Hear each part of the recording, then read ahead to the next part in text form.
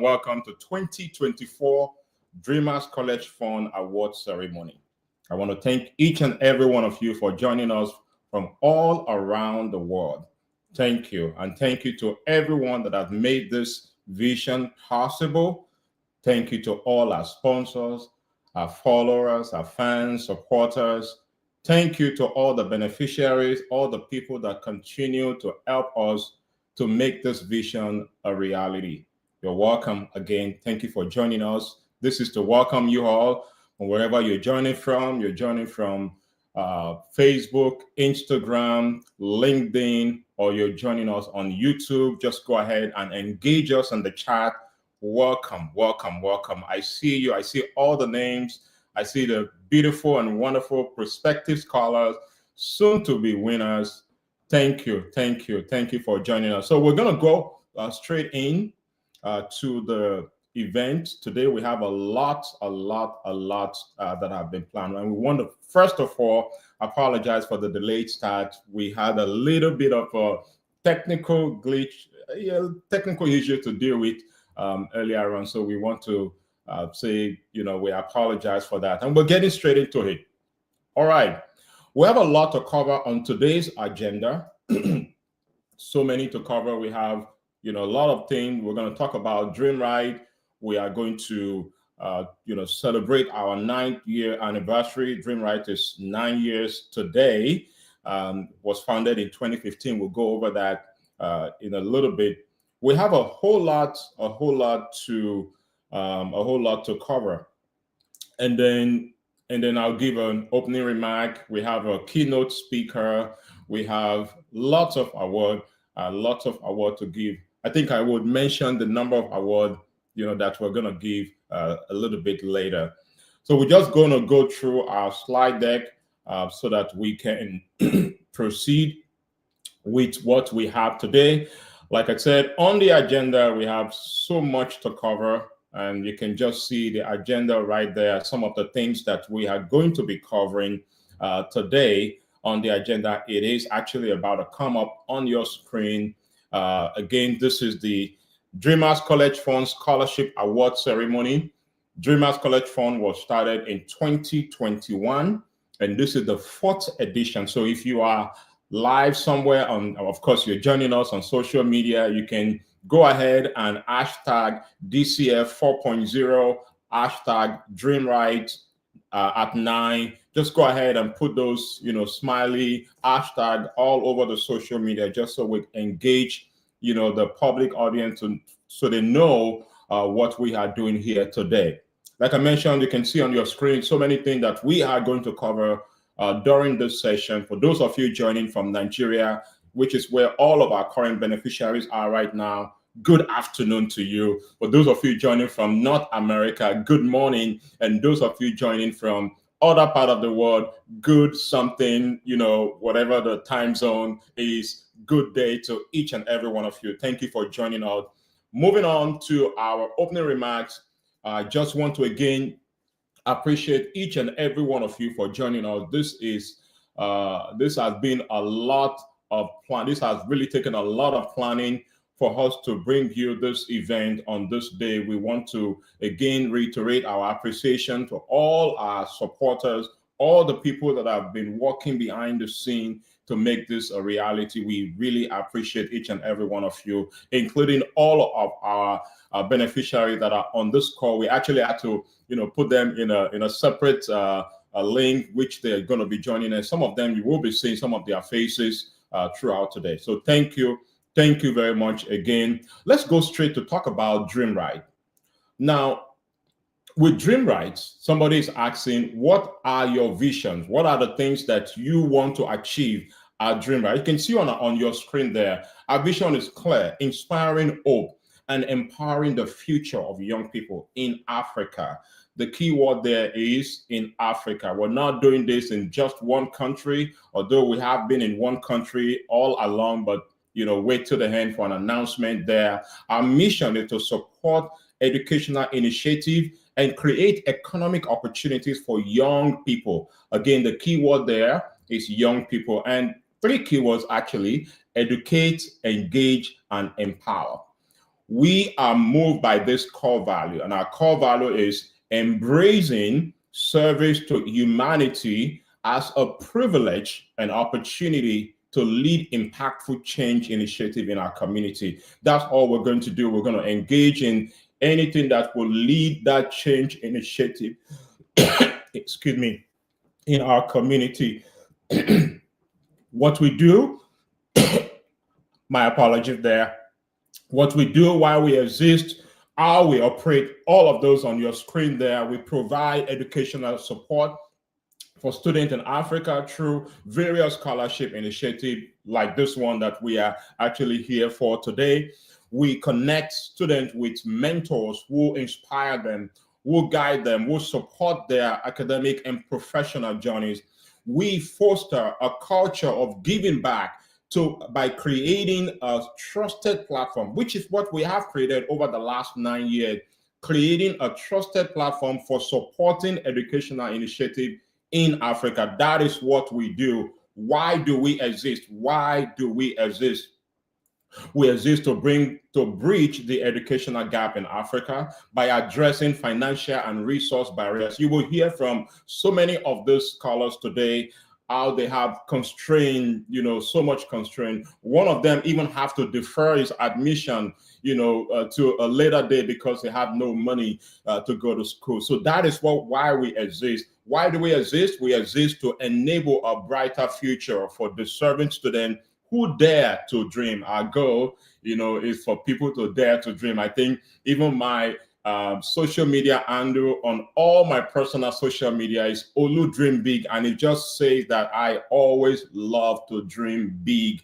How do we operate? We operate by the generous support from various people, individuals, organizations that have supported us financially in various other means. We want to appreciate them. We're driven by transparency. So you will see on all our social media, all our publication from day one, we have been publishing report of everything that goes on in the course of the year. Now let's take a look at our legacy of empowerment. What have we done over the last 9 years? Over the last 9 years, we have executed several programs, every year, helping people in Africa, providing one support or the other. You can see the educational support, which we did in 2016. You can see the gifted and skills acquisition program, which we run for about 3 years, 2016 through 2018. Yes, you can after school tutorial program, which we ran in 2017. The back to school program, which we ran for about 3 years from 2018 to 2020.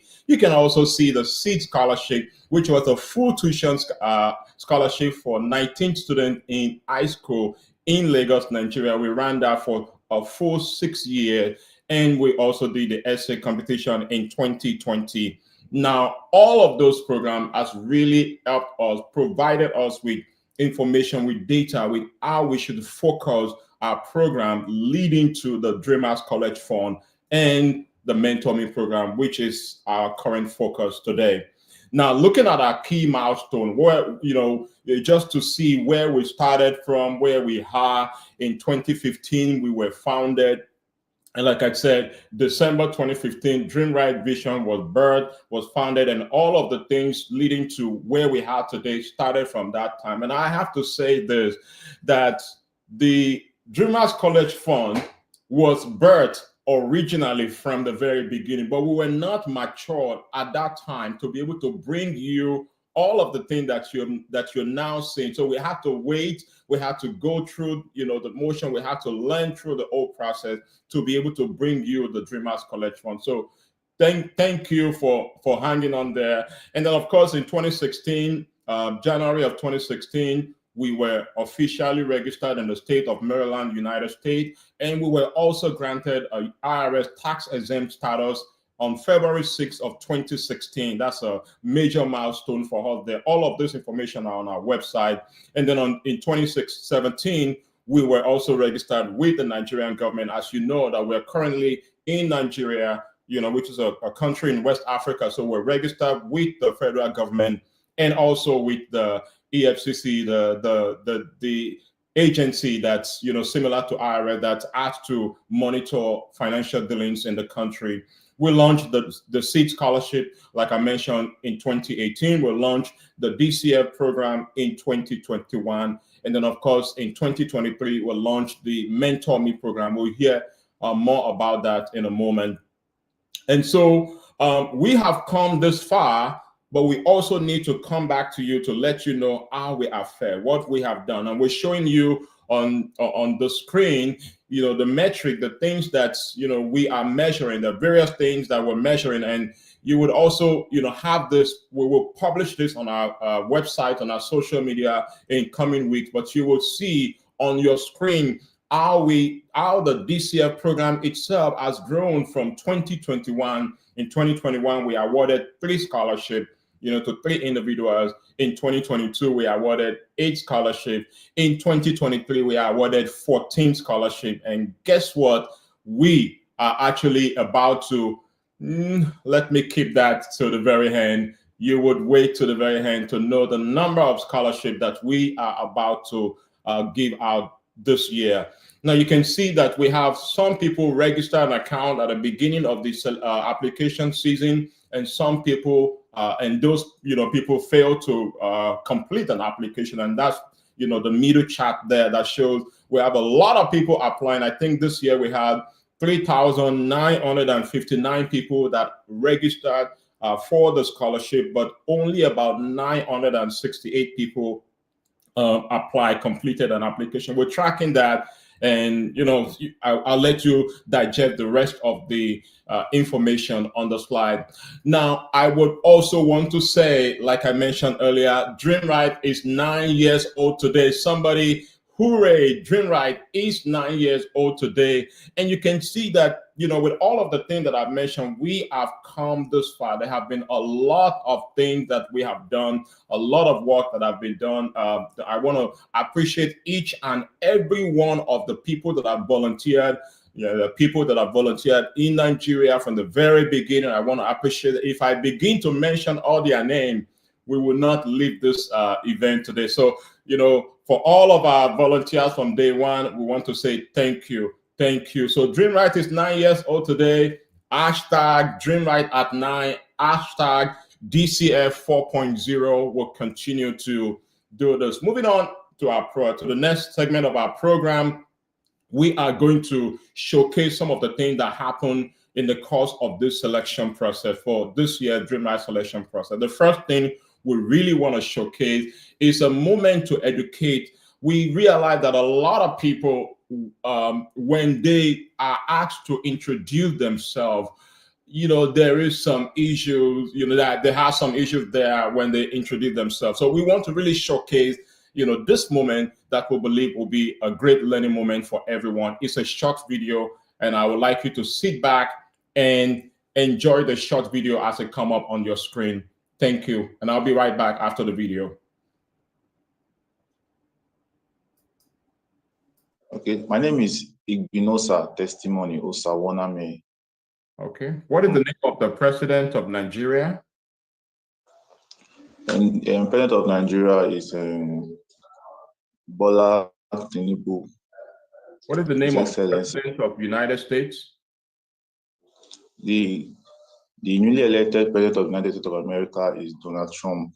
President Donald Trump. I'm not asking you about politics. I'm saying the current. What is the name of the president of America? The current president of America. Yes. Okay, Joe Biden, President Joe Biden. What is Joe Biden's last name? His last name. I can't really recall it now. What is Donald Trump's last name? Donald Trump. I also cannot recall. What is Bola Tinubu's last name? Ahmed. What is Bola Tinubu's last name? Bola Ahmed Tinubu. What is Bola Tinubu's surname? Sir? What is Bola Tinubu's surname? Well, Ahmed. Okay. So this is not a referendum against you. It's just it's a pattern that the school system has taught you, right? Yes, sir. Last name is what? Do you know what last name means? Last name is surname, sir. Last name is surname. So what is Bola Tinubu's last name? Okay, his last name is Tinubu. What is Joe Biden's last name? Biden. What is Donald Trump's last name? Trump. Good. So now we're getting there. Now you're getting it, right? Relax. So it's not about you. It's not a problem against you, but I'm getting somewhere. So you mentioned the last name. What is your own last name? Okay, my last name is Igbinosa. Okay, great. So when you introduce Bola Tinubu Did you say Tinubu Bola? Sir? When I asked you what the name of the president of Nigeria, did you say Tinubu Bola? No, sir. I said When I Bola asked you Ahmed. the name of the president of America, did you say Biden Joe? No, sir. And you offered to give us the newly elected president of America, did you say Trump Donald? No, sir.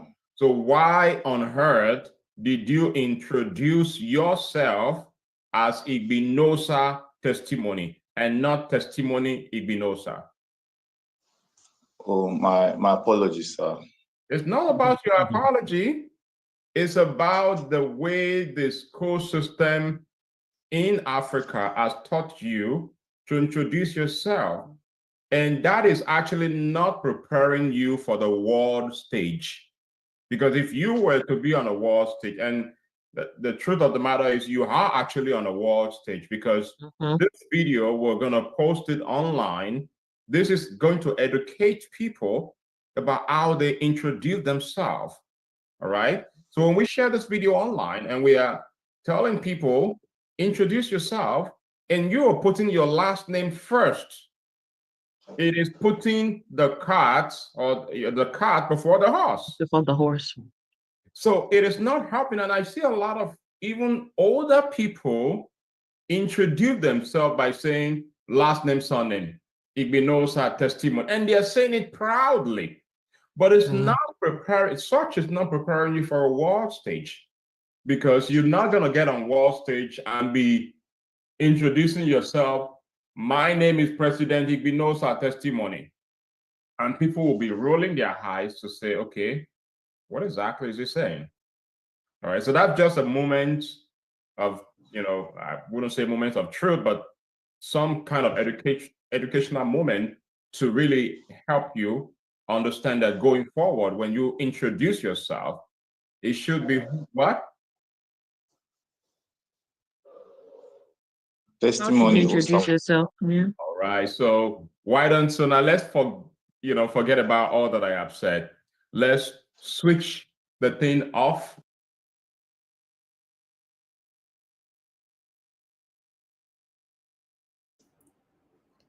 All right. Welcome back. How was that? How was I will let you all put in the chat your thoughts about what you just watched, the video, the conversation that we just had with the gentleman. I would like you to go ahead and put your thoughts in the chat. We just want to really use this as a moment to educate people about their name, how they introduce themselves, and we hope that you would learn from that going forward. All right, I really want to show you a quick statistics about when we were doing the interview and we asked each and every one of them to introduce themselves. You can see that I think at least more than 50% of them introduce themselves, by saying their first name and last name. But we can see that about 40% of them still fail to introduce themselves appropriately. So we're showing this statistic just to really let everyone know that going forward, and you really know that you are on the world stage. Like I said, people are watching this event live from all around the world, and people will still watch this event at a later date. We are now, in actual fact, in a global village. The world is a global village. So, when you're asked to introduce yourself, make it your first name, last name. My name is Oluwafunmi. Now, what is your name? Tell us your name in the chat as we go on to the next thing on our agenda. It is a moment to follow. We want you to follow us on all our social media, on Facebook at Dream Rite, on LinkedIn at Dream Rite, on Instagram at Dream Rite.org, on WhatsApp channel. We have a WhatsApp channel. You can also search for us there at Dream Rite. On X, formerly called Twitter, you can find us there at Dream Rite.org. And then on YouTube, you can find us there at Dream Rite.org. That is, for you to follow us and, just work with us. Lots of things coming out from Dream Rite. Now, as we move on, I want you to watch one of the elevator speech. We have the elevator speech video broken into 3 different segments for the program. And let's go ahead and watch the very first one. Sit back and relax. You will be wowed with the brilliance that this young mind bring to bear with, you know, what they're going to be telling us throughout their interview process. Now, let's watch the first one. Thank you. Okay. Akurele Aziz is a very, very determined person, and he puts whatever he puts his mind to, he can do it. So if you give him this opportunity, it does help make the world a better place, because Akurele is going to use this opportunity to change more than his life, but the life of everybody close to him. I feel I should get a scholarship because of my dedication and unrelenting desire to get to my goals. Despite the financial situation that I'm currently faced with, my dad being a pensioner, not gotten his pensions yet, and my mom being just a petty trader, I've put those aside and I've been focused throughout my stay in the university. And this has translated to the good grades that I get. I feel I should get a scholarship because if getting a scholarship is an investment in me, and that investment will be translated into the communities that I work with and I will continue to work with when I graduate. Okay, I believe, firstly, I want to thank you guys for giving me the opportunity and people like me to apply for this scholarship, because it's not easy. So I believe I deserve this scholarship because I'm hardworking, I'm committed. I also believe in community service ever since primary school, secondary school. I believe in doing my best academically. And recently during this study, they also volunteered at a local hospital in my area to learn more on how to relate to patients, diagnose patients, and everything, which further gave me the resolve that, oh yes, I'm in the right field. So I believe I deserve this scholarship because I know I'll do better and I'll surely pay the opportunity forward to people coming in the future. I believe that I should be given this scholarship because I possess certain qualities, and I also know that it is not easy to pass through the rigorous application processes for this scholarship program, and I've successfully scaled through the rigorous application stages. I've scaled through all the processes, and I believe that if I get the scholarship, it will really help me. It will assist my education. It will give hope to my future. It will help me to make my parents proud. It will really motivate me and inspire me to work harder each and every day. Because the effort I've put in is a lot, and I believe I'm qualified for this scholarship. I believe that I deserve it, sir. It should be given to me because of the confidence I have displayed and the effort I have put in, the determination to try my possible best in everything. Okay, I believe because of my clear vision that I've stated in my essay and about the path that I want to take, about the dreams that I have, with that, I will be able to contribute meaningfully. Those are the platforms that Dream Rite will provide for me too. And I really believe give back to the society back is the way forward, especially for young people in Africa. With that, I think you should give me this scholarship because I need it and I think I deserve it because I want to change Nigeria. I would love to make Nigeria a better place for everyone. It has been my dream. So giving me this scholarship will help my family. It will help me to achieve my dream easily.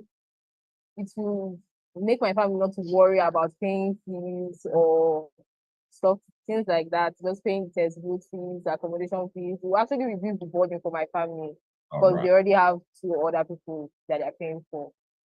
It has been my dream. When I was browsing through DCF's webpage, one of the things that struck me the most was a quote by Albert Einstein, which says, the value of education lies not in the learning of facts, but in creating thinkers.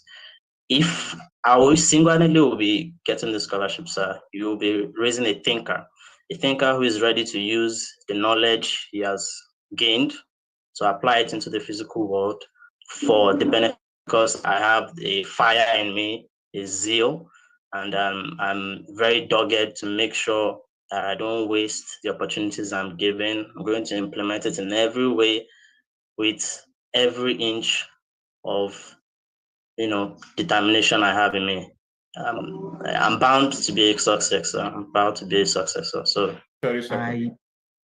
is like, because I've already rely on it first of all, and I've put my mind on it. I should not lie, because I've been thinking that how it will be if I could not still get this scholarship. It will really go a long way in my academics, especially as I don't have mom, no mom. Then my dad only has already, it's very hard for him, very hard for him. Actually, presently, it's very hard. Everything is very hard. So I would be really grateful if I could get the scholarship. It will go a long way. Even All right. I believe that if I'm given this scholarship, the opportunity, the range at which I can impact people's life will drastically change, because this scholarship can be the difference between me graduating this university with a degree and me not doing so. Because as I'm talking to you, I'm engaging in little things in order to generate some income. So, but with this scholarship, I'll focus majorly on things I'm passionate about and my academics. And that will in turn lead me to have a better output, graduate with a better degree, and have a better influence on myself, my society, and the world at large. All right, all right. That is so awesome, awesome. Thank you, thank you. We're back live now. And I want to, yes, give you one more moment to follow us. Please go ahead and follow us on all our social media. The link will be coming up shortly there. You can see, you can actually type it in, Facebook at Dream Rite, LinkedIn at Dream Rite, WhatsApp at Dream Rite, and all the other places, Instagram, on X, and on YouTube. You can follow us at dreamrite.org. Go ahead and follow us if you're not following us right now, so we can be able to engage you and you can stay connected with all of the things that we'll be sharing.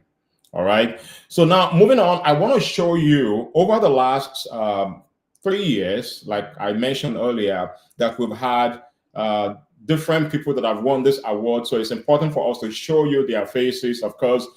Going live also on our website. In another few weeks, you'll see all of their faces. You can connect with them. For those of you that have stayed connected with us in this annual program, you can relate with all of their faces. You can see them there, and they are doing exceptionally well in their school. We are tracking everything. We're not just giving out, 1 million naira saying take and bye-bye. We are holding their hands, tracking everything throughout the process to ensure that we can continue to provide good service to them.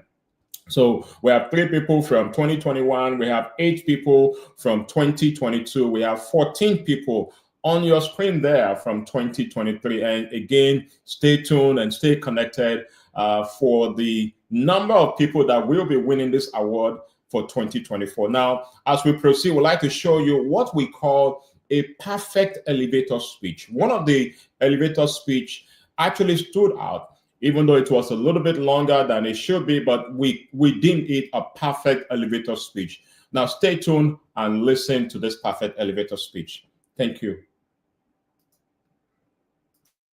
The first one I'm going to answer this question is recently I was going through the scholarship administration guide, and like I have something of a testimony. Actually, when I went through the Dreamers Creed, I was actually going through something at that moment, but then reading the positive reaffirmation, it actually lifted me up. And then I also saw the Mentor Me program. I saw the yearly check-ins and the book shippings, which I eagerly anticipate.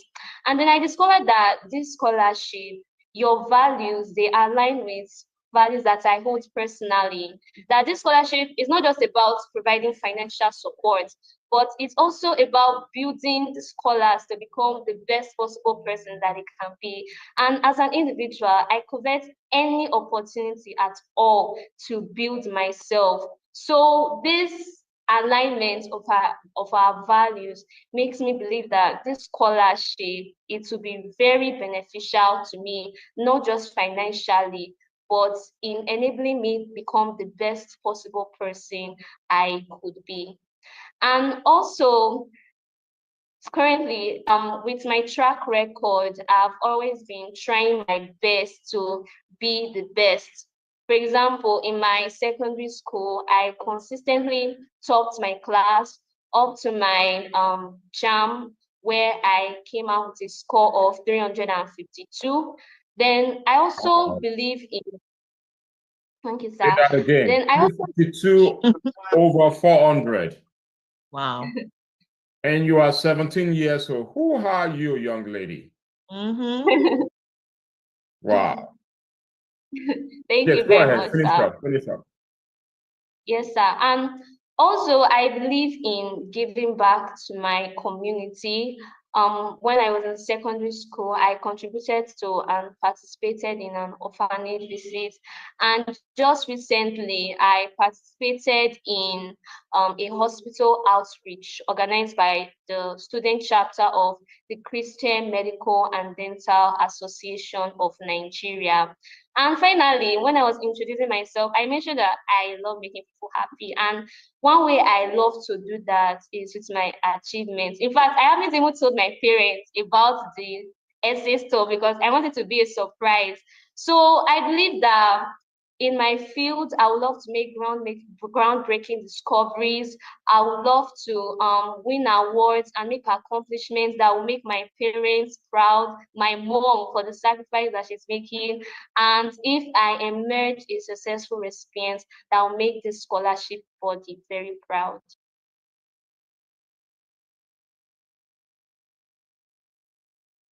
All right, all right. Thank you, thank you, thank you. How was that? I mean, what do you think? What do you all think? A perfect elevator speech, we called it, by Glory James. Glory James, wonderful. And she even won an award in school. So you can imagine she is doing great things. I mentioned earlier at the beginning of this presentation that we are going to be listening to a keynote speech. And, you know, I would like to share a little bit about this keynote speaker that we have that will be speaking to us today.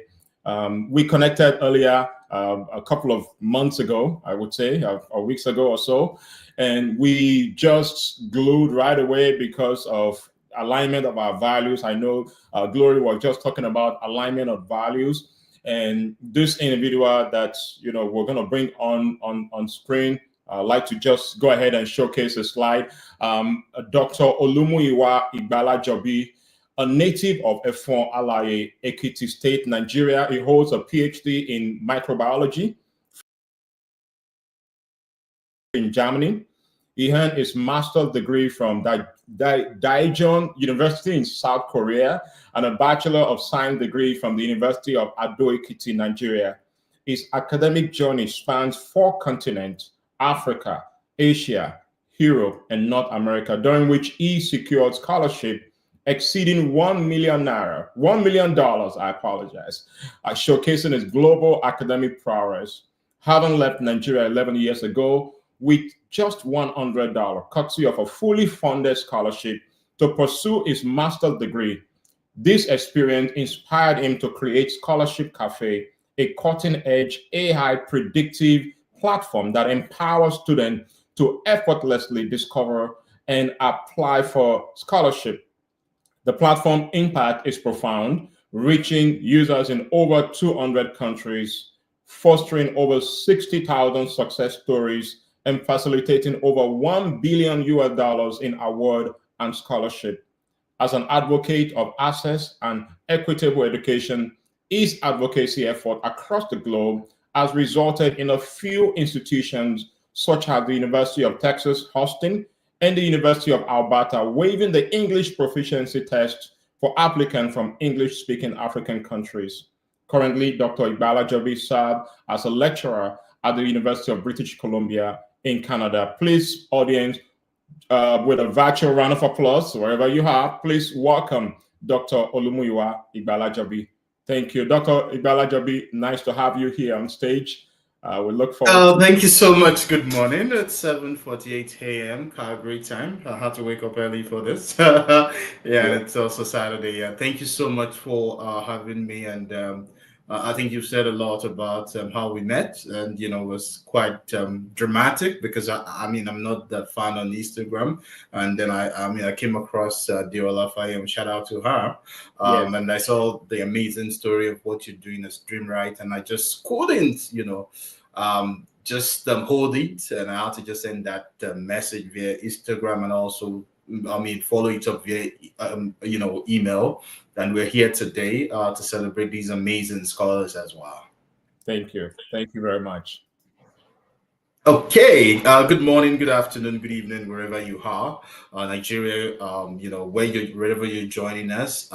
It's truly a pleasure and an honor to be with you here today, or even virtually, at the Dream Rite, the scholarship event. And congratulations and celebrating 9 years to the amazing team led by my brother, Dokin View, at Dream Rite. I want to begin by saying, special thanks for organizing such an incredible platform. Since inception, I went through the page. In 2015, Dreamers has been dedicated to advocating for educational initiatives, impacting lives, over 2,500 lives, by focusing on the mission of educating and engaging, just like my brother Atelier said, and empowering young people like you. I could listen to your elevator speech. Those were amazing. The unwavering commitment to supporting education and courses and making education affordable, breaking barriers, making it a priority for young people in Africa is something that resonates deeply with me, especially with my story. And, this transformative power of scholarship is central to the Dreams Rite mission. And this is very transformation that has shaped in my own journey. So my story began in Nigeria, when I faced a life-altering decision in 2013. I'd won the Korean government and the Chinese government scholarship, and my family were divided because I was close to completing my master's program at Ikeda State University then. I just had 2 scholarships. One was a full ride scholarship. The other one, I have to pay for my flight. Because I was determined and I believe in myself, I made the choice, I made the decision to take that life opportunity to go to South Korea, even though my family didn't support it. And it was that difficult. It wasn't that easy. I left Nigeria with $100 US. A dollar to a naira then was 160 naira. That was 2013. I have a hope. I have a dream. There was a scholarship, a full ride scholarship in my pocket, which had provided me with all the opportunities, including tuition, including flight ticket, including monthly stipend, as well as even relocation allowance all the way to South Korea. And that was given by the Korean government on the platform of merit, which a lot of you are here today. The untold impact of inadequate support for education in Africa reflects on every one of us. Like, we will qualify to say we're indigent student. But when you get scholarship like this, it provides you with that chance, with that real privilege to overcome such barriers. It is through educational initiatives like this that we can unlock the potential of every child, allowing you all to have a better tomorrow for yourself. When I arrived in South Korea with $100 US, it was a daunting and a thrilling experience, starting even from the language school. I was just gaining an experience of international education, and I was experiencing a new culture. I even failed in some of my language classes, and I still saw it as a stepping stone outside my comfort zone in a way I've never imagined. The scholarship not only provided financial support, it also opens doors to international networks and cutting-edge research opportunities. The very act of receiving that scholarship alone sets the stage for a series of transformation that would shape me both academically, professionally, personally, and also even maritally as well, because I met my wife in Paris during my PhD in Germany. That journey didn't end in South Korea. I got a full ride scholarship, 5 fully funded PhD scholarships, 3 in China, 1 in South Korea, and 1 in Germany. And then Canada came after I finished my scholarship journey in Germany. Each scholarship I received built on the last, not only expanding my academic horizon, but also allowing me to contribute to the groundbreaking research and work alongside incredible mentors and peers. I've seen some of you in the field of medicine and surgery. I have a background in microbiology, and so, which means the scholarship are without doubt the most enduring ways to fix the problems that we go through daily, especially in our home country. In Germany, I deepened my research in microbiology, experiencing my, expanding my knowledge and refining my skills. There, I gained a deeper understanding of the global scientific community, collaborated with different scholars from across the globe. And after my PhD, which I didn't pay for tuition at all, I moved to Canada as a postdoc at UBC, and it gave me the opportunity to work in top 35 universities in the world. I was coming from University of Ado-Ekiti, which was not in the top 10,000 university, which means that you can actually achieve as long as you believe in yourself. As I reflect on those transformative experiences provided through scholarships, I've got to realize that scholarships are gateway to personal and professional growth, allowing you to step into rooms you never thought about in your life. I could never imagine studying in Korea, in Germany, having to work in one of the top 35 universities in the world without scholarship.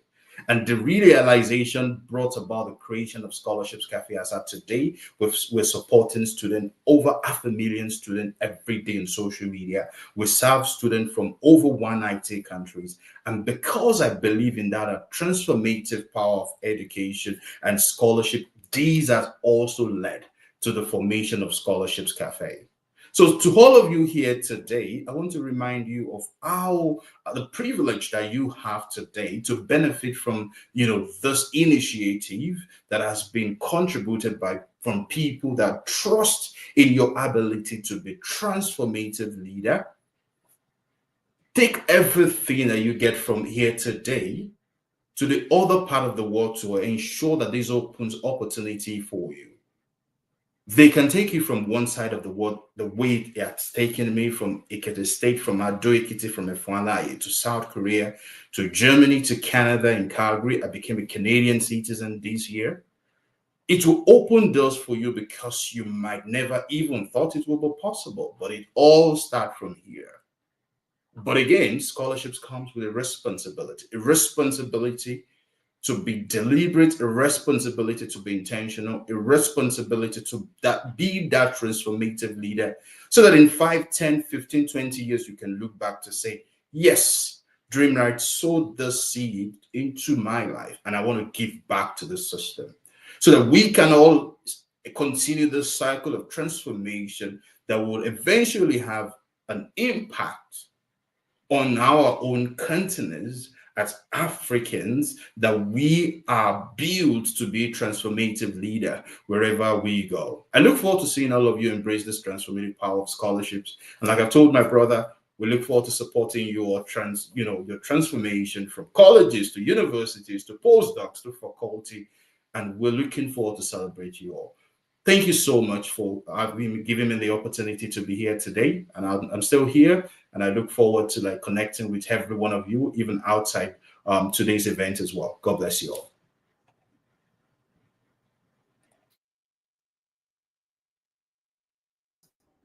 All right. Thank you, Dr. Ibala Jobi. That was a wonderful experience of you just sharing of your experience of coming, leaving. I never knew that you had to leave your master's program that you were almost completing in Nigeria. I was 6 months away. And start over again. Wow. Yes, starting to learn a new language, and it was, and then leaving home without having to tell your parents, running away from home. Yeah. That have to take a brave mind, and of course, we look forward to you sharing more of that with us, with all of our scholars, throughout our various engagement that we will have over the coming months. Thank you, Dr. Thank you so much. Thank you. Yeah. So moving on to the rest part of our program, we would like to showcase for you. Some of you are thinking, well, I applied last year. I did not win the scholarship. How do I win the scholarship next year? Or am I even winning the scholarship this year?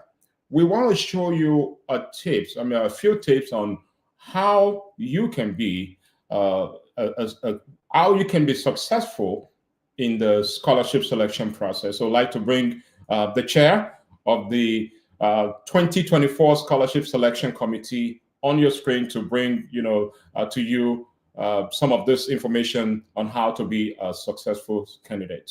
Thank you. We'll bring Ms. Latunde Bolainwa on the screen. Thank you very much. Thank you for joining. Thank you so much for having me. First, let me say congratulations to Dream Rite on your 9th year anniversary. This is an amazing organization, and I am so privileged to be a part of the program. Can you hear me?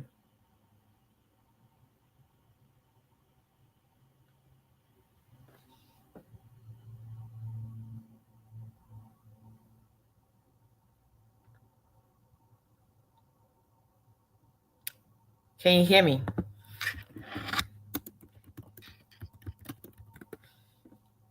Thank you. Okay, so I am so excited to be taking over this segment, and like I said, Mr.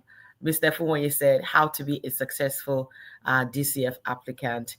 I have been fortunate, I've been privileged to be a part of this process for about 3 years now, and okay, I've been told my video is off.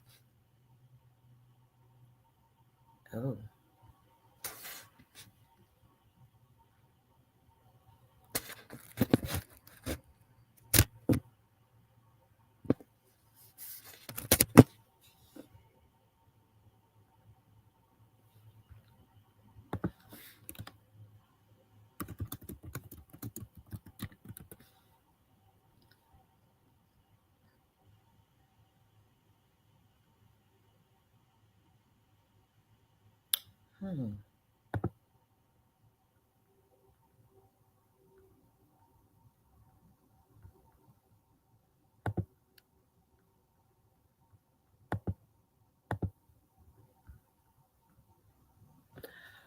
Okay, well, without further ado, let me move on to the first slide, and we can talk about the tips to becoming a successful applicant for the scholarship.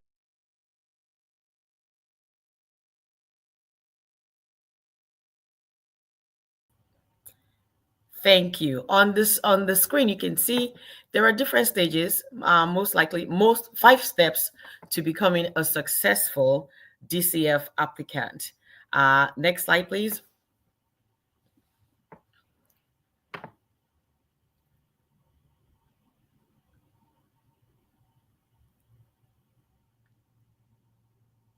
All righty. So as an applicant, and I was fortunate, or I was privileged to check to read, to review essays of every applicant that not only registered, and I think earlier in the presentation, Mr. Fuwonye talked about the people that registered, about 3,000 of them, and versus the people that actually completed their application.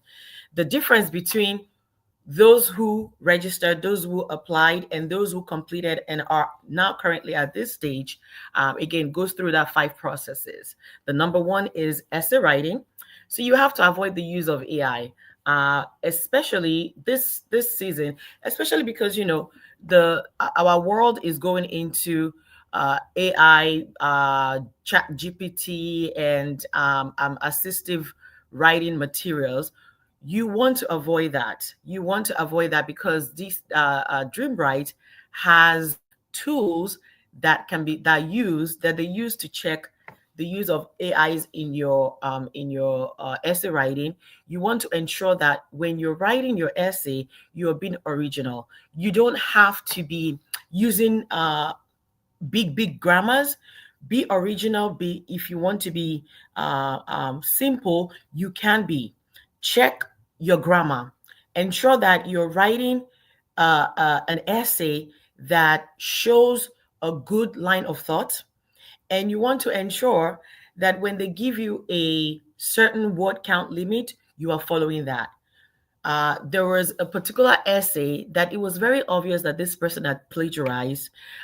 They essentially copied a peer-reviewed article and posted it and submitted it as one of their essays. That's not going to fly, right? The second step in ensuring that you become a DCF recipient is scholarship test.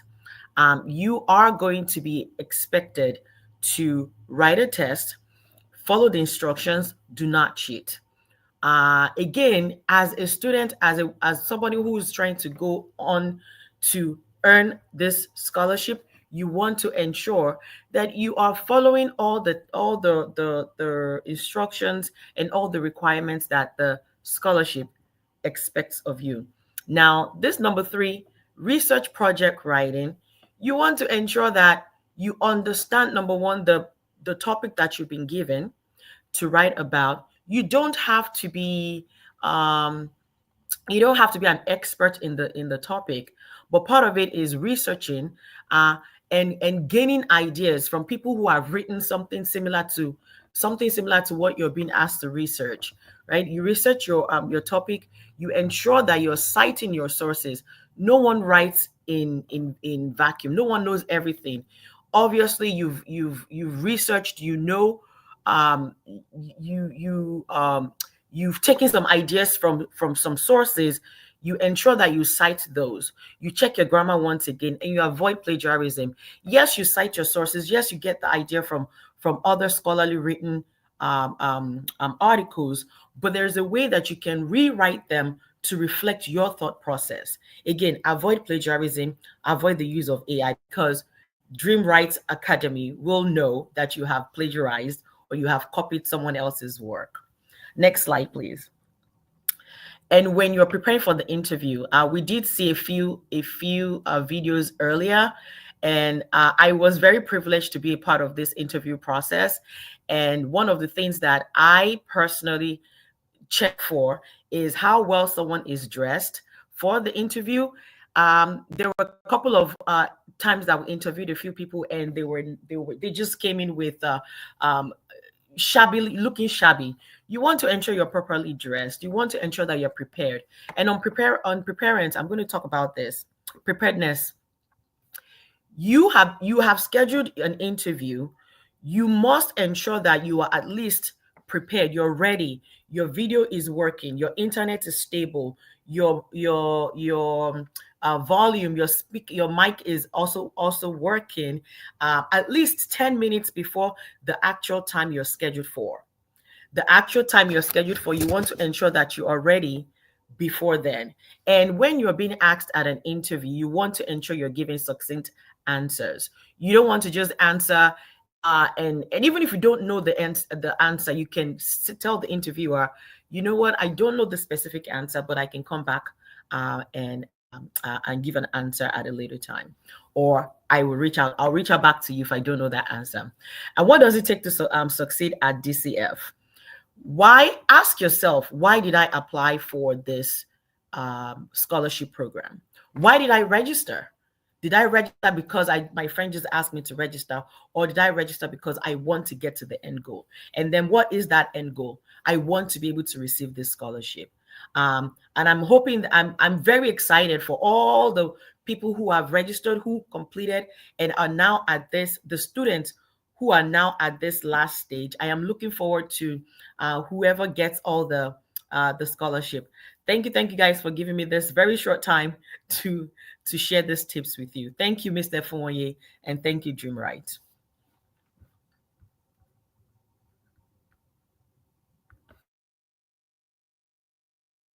Thank you, Ms. Latunde, for giving us the hint, or giving us, what we need to do, those of us that will be applying next year, and what we need to do to be able to come here and be a winner for this scholarship. All right, so like I mentioned, we're showcasing a few moments to educate, to really educate the people, because Dream Rite is all about educating people about what they need to do well. But in the course of this selection process, we received some very interesting messages that we'd like to show you. We'd like to show you some of these messages, three of them, just three of them that we're going to highlight on your screen. You can see young people looking to win a scholarship. You can see the kinds of attitude that they are bringing to the program.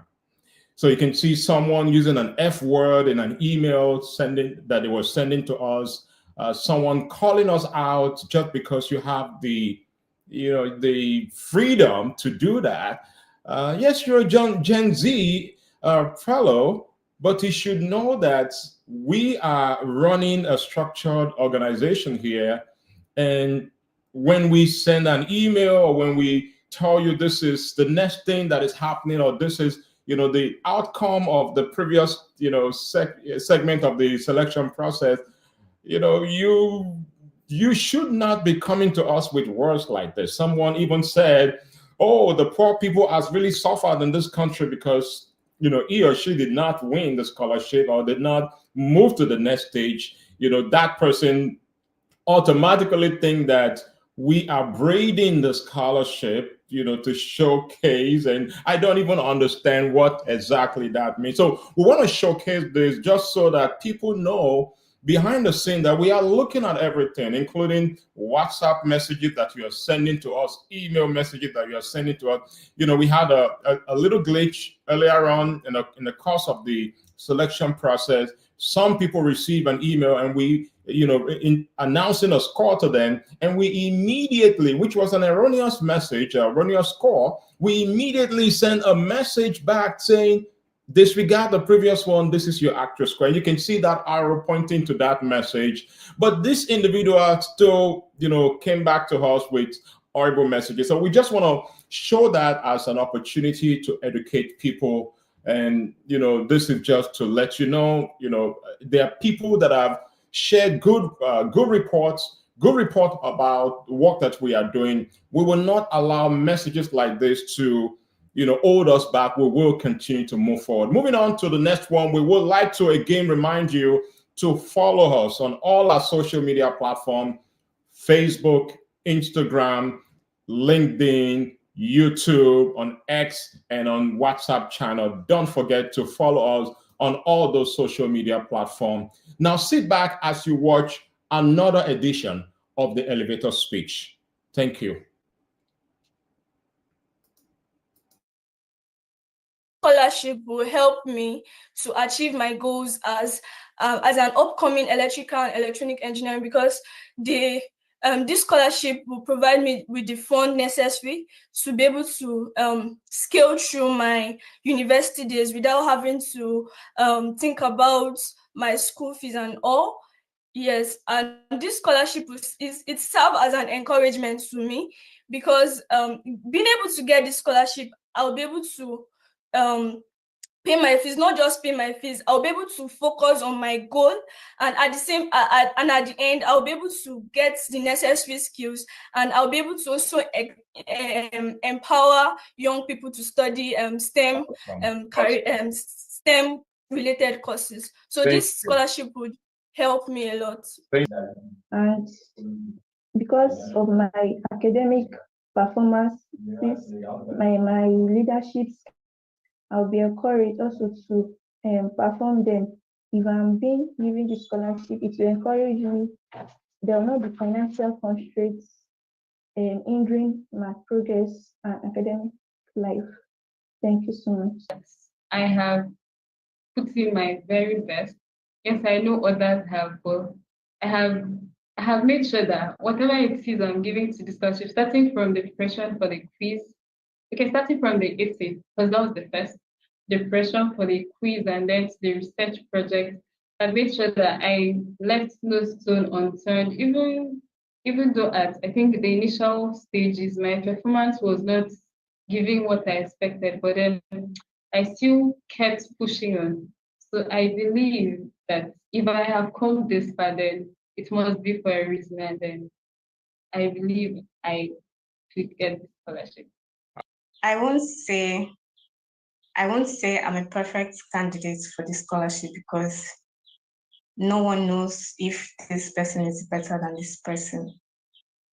But I know that when given the opportunity, whenever I get an opportunity, I don't let it swing by.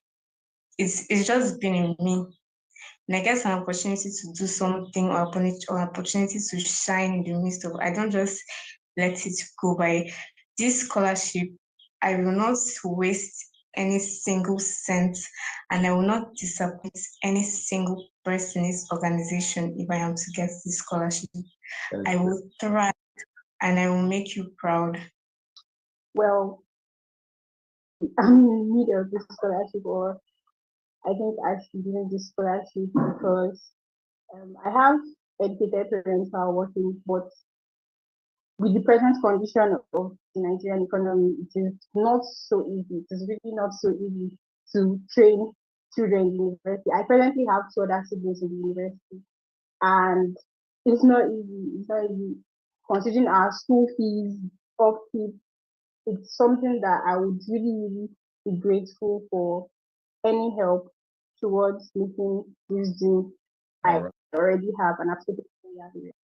Okay, I should be given this scholarship because I come from a background that exhibits so much financial need, and I have exhibited a strong academic record. So I believe that this scholarship should be given to me so that I will be able to fulfill my dreams of being a medical doctor, and I'll be able to give back to the society when I grow up too.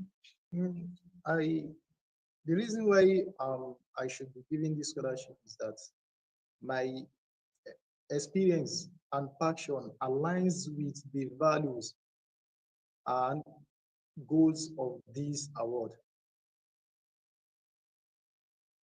And this scholarship would enable me to pursue my higher education without financial stress, and it will help me to develop skills and knowledge required to impart for social impact, and it will also help me to serve. It will enable me to serve as a role model, demonstrating that anything we want to do, success is achievable despite the adversity. This year, myself and my sister got our admissions, and by implication, double the cost of the academic cost of one assumption for my parents. And I believe it's so much a burden for them if allowed to do that, to show that on their own. If given this scholarship, I know it will give us the chance to actually pursue our academic. In my research projects, I highlighted financial inequality as being the cause for digital divide. Yeah, financial inequality is not only the problem of digital divide, but it's also a problem in educational divide. One I've been fighting to bridge for the longest of times. And I was able to effectively bridge that first in my secondary career via my school, by an annual international scholarship where I got a scholarship into my secondary school and were able to fund my secondary education. Without that, I don't think I could have even be able to hone these dreams I hope to accomplish. And I believe that Dream Rite can help me bridge this other gap I found myself for my tertiary education. And I look forward to working with the Mentor Me program, because being in this campus in my first year, I've been exposed to a lot of ways people can come in with the brightest vision and tray along the way. So I really hope to be able to get the mentorship and guidance from the Mentor Me program to ensure that this vision of mine is able to be seen to finish.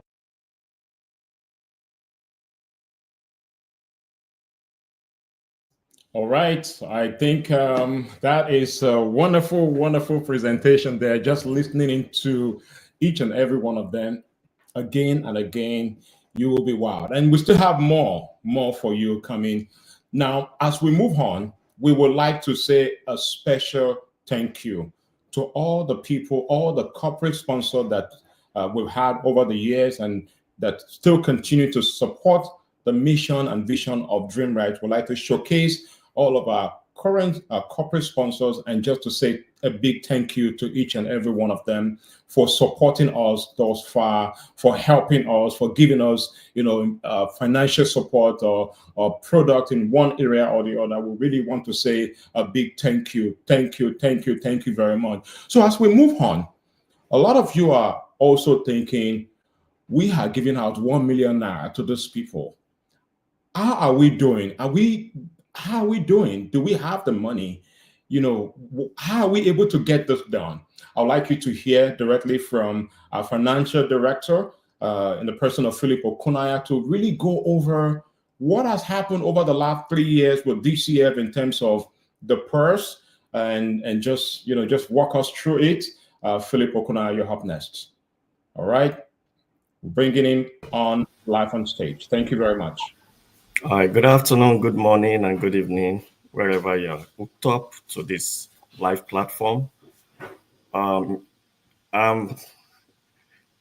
glad. I was almost tempted, wanted to let out the cat from the bag just now. Well, I'll just allow you to do that. All right, let's move on in this slide very quickly. I just want to spend a minute or two and then we'll be out of here. So this slide just gives us a snapshot of the total amount that we have given as a scholarship in the course of the 3 years when the program started. So the program started with just issuing 3 scholarships in 2021, and we moved on to about 8 and then to about 13 in last year. So in the course of the last 3 years, in 2022 and 2023, we had scholars that won this scholarship and they've been able to do some withdrawals, payment for their school fees. And afterward, they had other opportunity to travel out of the 4 walls of Nigeria. They won other scholarship that took them out of Nigeria.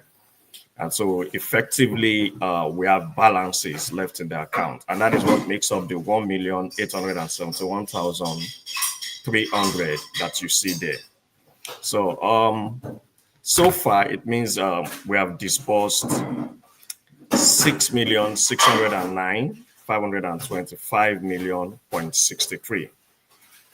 But for this year alone, you would notice that there is a very high amount there. And what is it? 4,624,313 kobo. And that is because we have so much scholars that came on board last year, 2023. And so it's interesting by the time you hear the number of scholars that are winning it this year.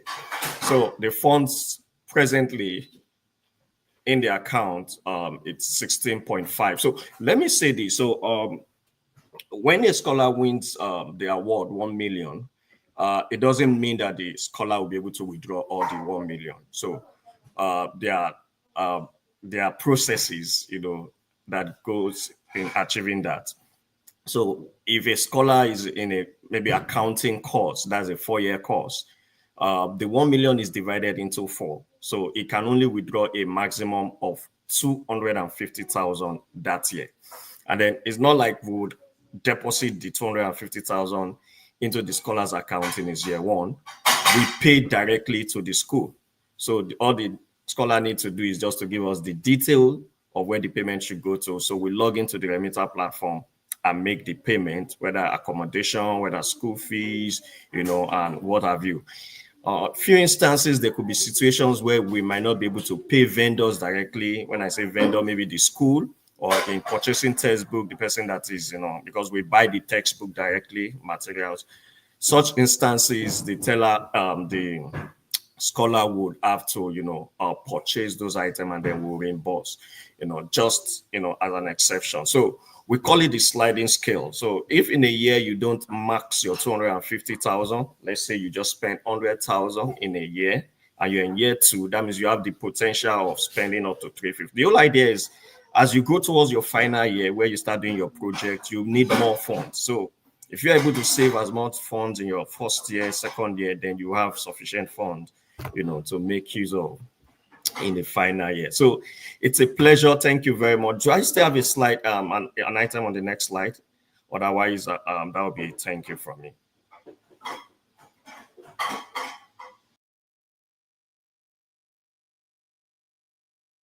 Philip, and that would actually be all.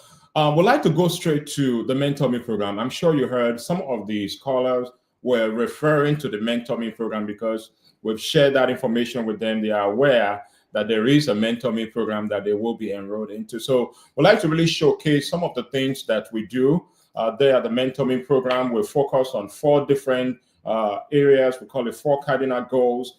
ACLS is the goal that we're focusing on, giving us, that we're working with respect to the objective. A stand for academic, and C stand for career, L stand for leadership, and S stand for social. We are working with the mentees throughout their academic, career, leadership, and social journey while they are in school, and that is the main focus of the Mentor Me program. You can see right there just a few highlights on the things that we are going to be doing in the course of the program. We have a custom messaging platform that we have developed just for the Mentor Me program, where the mentees and the mentors can be sending messages to themselves. We have right there monthly check-in. The program call the mentees once a month to check on them through how they are staying in school. We have a 2 hours quarterly drill session that we have with all of the mentees, all in one virtual setting. And going forward in 2025, each of our mentors will be having a quarterly session with each of their assigned mentees. And finally, we're building different small groups within the Mentor Me community, where we have those in certain study cohorts like medical medicine and surgery students. They are in that small group. Those in pharmacy, they are in that small group, and so on and so forth, just to build collaboration and help them with networking throughout their stay.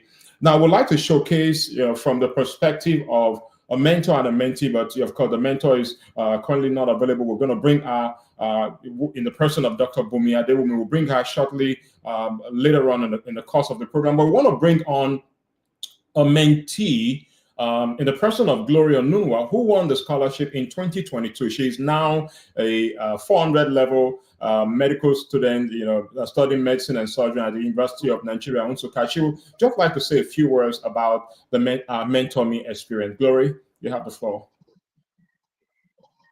All right. Thank you, sir. Thank you. Can I be heard?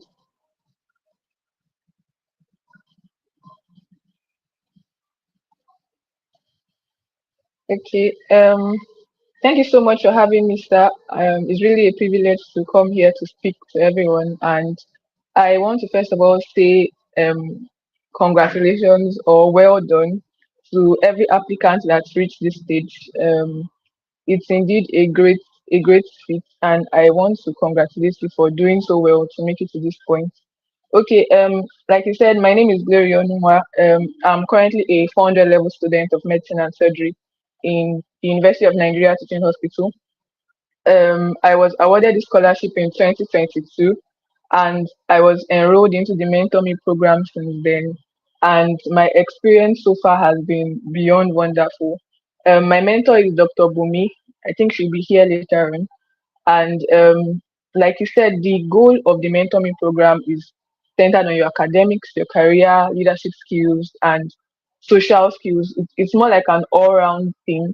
And I want to commend Dream Rite for this, because this is one of the scholarships that I know of that actually follows up the scholars or the awardees after they've been awarded. My experience in the Mentor Me program has been awesome. Okay, let me start from my academics. My mentor is a medical doctor. I'm sorry, she's a nurse currently practicing outside the country, and she kind of have foresight of the medical profession. So even when I bring up academic matters, she always like have something to say that will keep me going. We all know how school can be sometimes. You can just get frustrated and you can just feel, oh, like there's just a whole lot. So I think it's wonderful always having someone to talk to, someone to call when everything gets so choked up and all.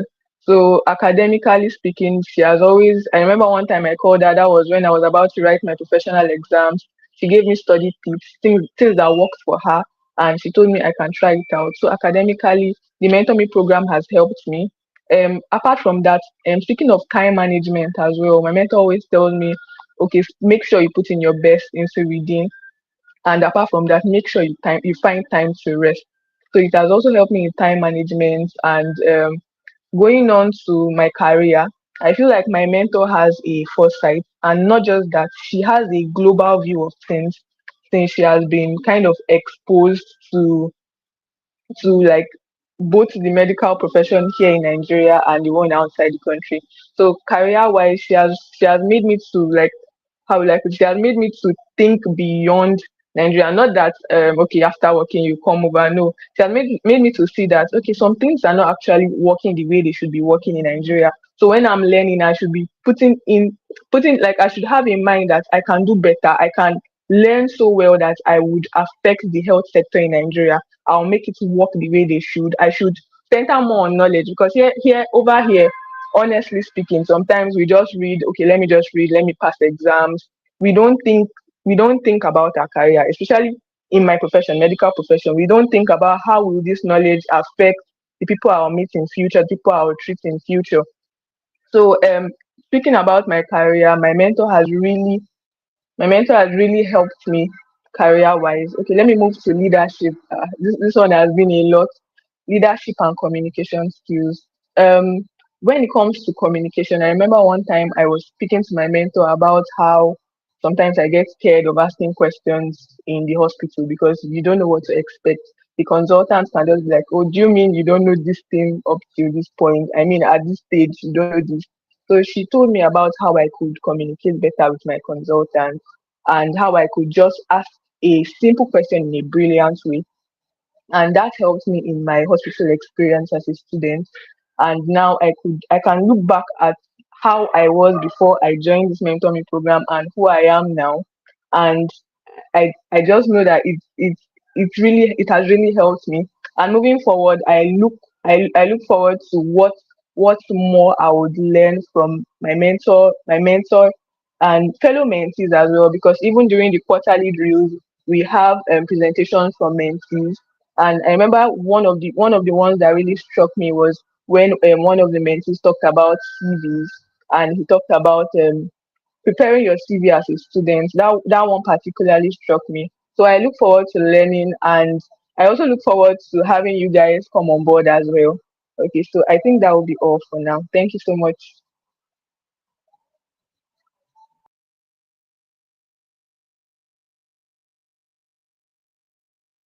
Next.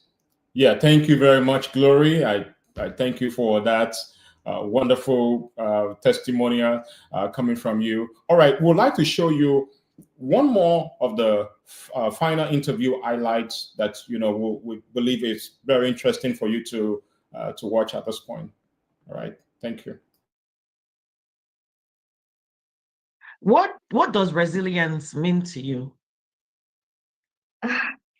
Resilience to me means not giving up no matter what.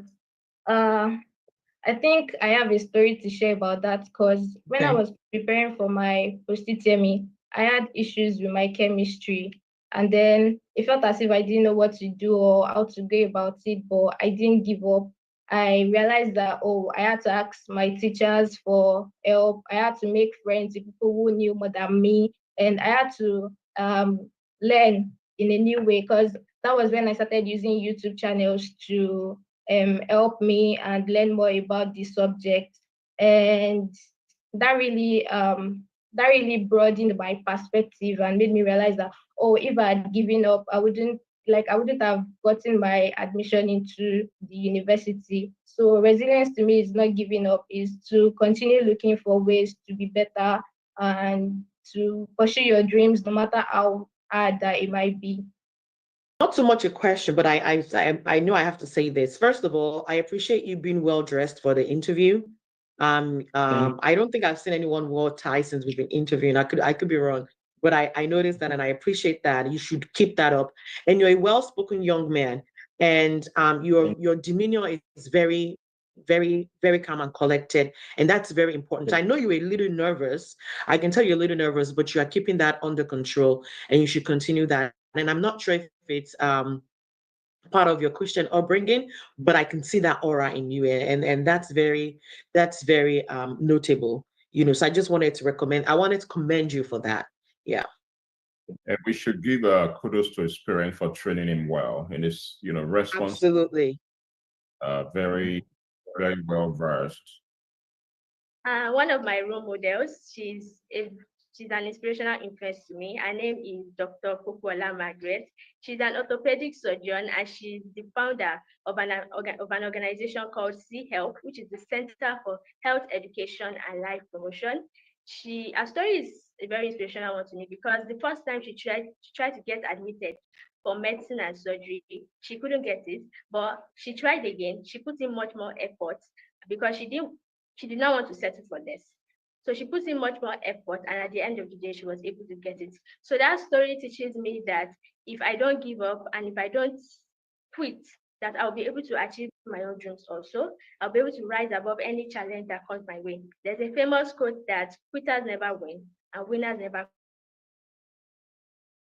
So as long as I don't give up, I know that there's nothing that I cannot do. Awesome. How is Nigeria supposed to survive? How is the economy supposed to survive if they don't import?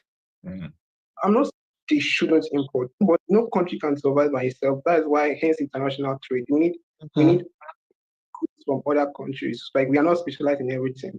But I think that what we should cut down on the rate of our import, the rate of import goods.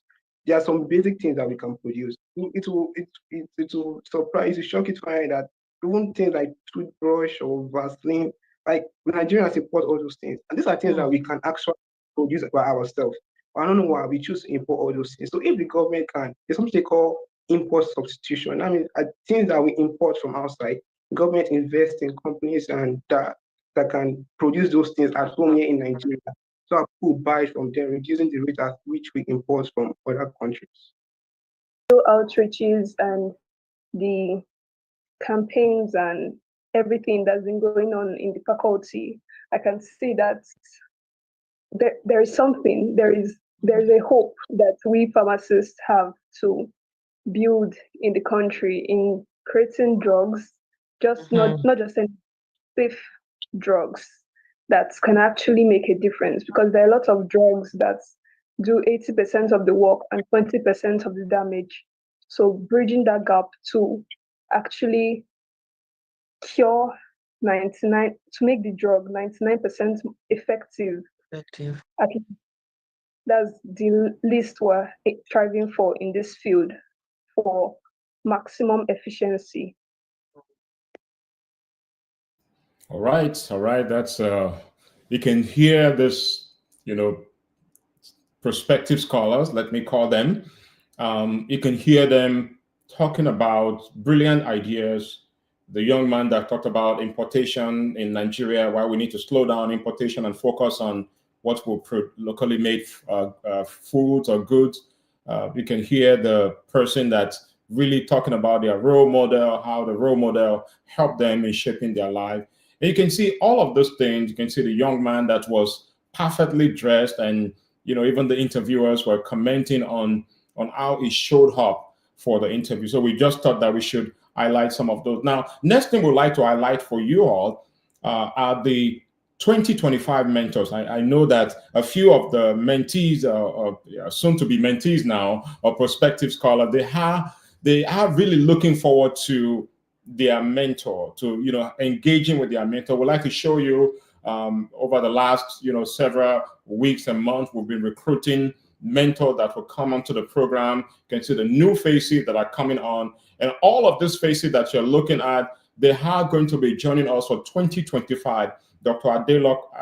Elizabeth Adelakun, Olusha Efadiran, Latunde Bolarinwa, Tosin Akinyinka, Dr. Titi Orimogunje, Victor Ishola, Dr. Sheun Banjo Awopegba, Bukola Adeniyi, Dr. Tokwe Ojo, Ogechi Ocheachu. We have a lot more coming, a lot of them still coming. Yetunde Akinyinka, Olajumoke Adisa, Jumoke Olanipekun, Michael Akinditure, my very own wife, Adeola Ifunwoye, Babatunde Adenuga, Dr. Adesola Adejiwon, Nike Ajao, Mopelola Kolalawa, Dr. Oluwatosin Ayo Okuobi. We still have more coming. Dr. Doni Filani, Dr. Fisayo Adegoke, and Tolulope Oshibeson. We're still talking to more mentors that will be coming onto the program. You see, a lot of these mentees they are looking forward to that engagement, and we really, really want to appreciate all of our mentors who are volunteering their time to pour out their skills and their ideas to those mentees. 2024 DCF team, this program would not be possible without the work of the people behind the scene that continue to help out. And you can see all of them. We've seen Latunde Bolarinwa. I think, she'll still come up later on in the course of the program. Rebecca Akimbuwa, myself, Olanipe Adeniji, my very own wife, Adeola Ifunwoye. She's the one behind the scene running the show and just getting everything set up. Philip Okuna, we've heard from him. Two of our program operation associate Roots, Odus and Blessing Uzoma, we appreciate them. And last but not the least, Moyofore Fadiran. We really want to appreciate all the people that have helped us since the beginning of the year, going through one step of the process or the other. I really, really want to thank each and every one of them. And just to remind you again, to all our viewers, follow us on all of our social media. Just get those likes, the thumbs up button, follow us, subscribe to the YouTube channel. You have all the links, all the platform on your screen, the Facebook, LinkedIn, Instagram, our WhatsApp channel, X, channel formerly called Twitter, and then our YouTube channel as well. Just go ahead and follow. Now, I promise this is the very last one. I promise we're not going to have you sit through this. I know you've been waiting for the final announcement. I promise this is the very last elevator speech that you will listen to. But we just thought that we want to do good by all of our mentees that sat through, all of our scholars or finally that sat through the interview, just for you to hear them so you can be able to be the judge yourself by the time the announcement is made. Thank you. We'd like to listen to the last one. I want to see this scholarship as an investment. Investment in me. And if that investment is for you, I am very passionate. I'm very hardworking. I know the value of education. Education is a long-term investment. So you have to put in the time, put in the works, and I believe that in the future, that investment will ripen. I will get, hopefully I intend to further my studies, get a master's, get a PhD. I dare to one dream, I want to go abroad. And I want to give back to the community. People aren't finding it easy. I want to be a source of inspiration to my friends, to my families, and to other people around. So I believe if given this opportunity, I will make the most out of it. I will put in the work, put in the time, put in the effort to make sure that I'm successful.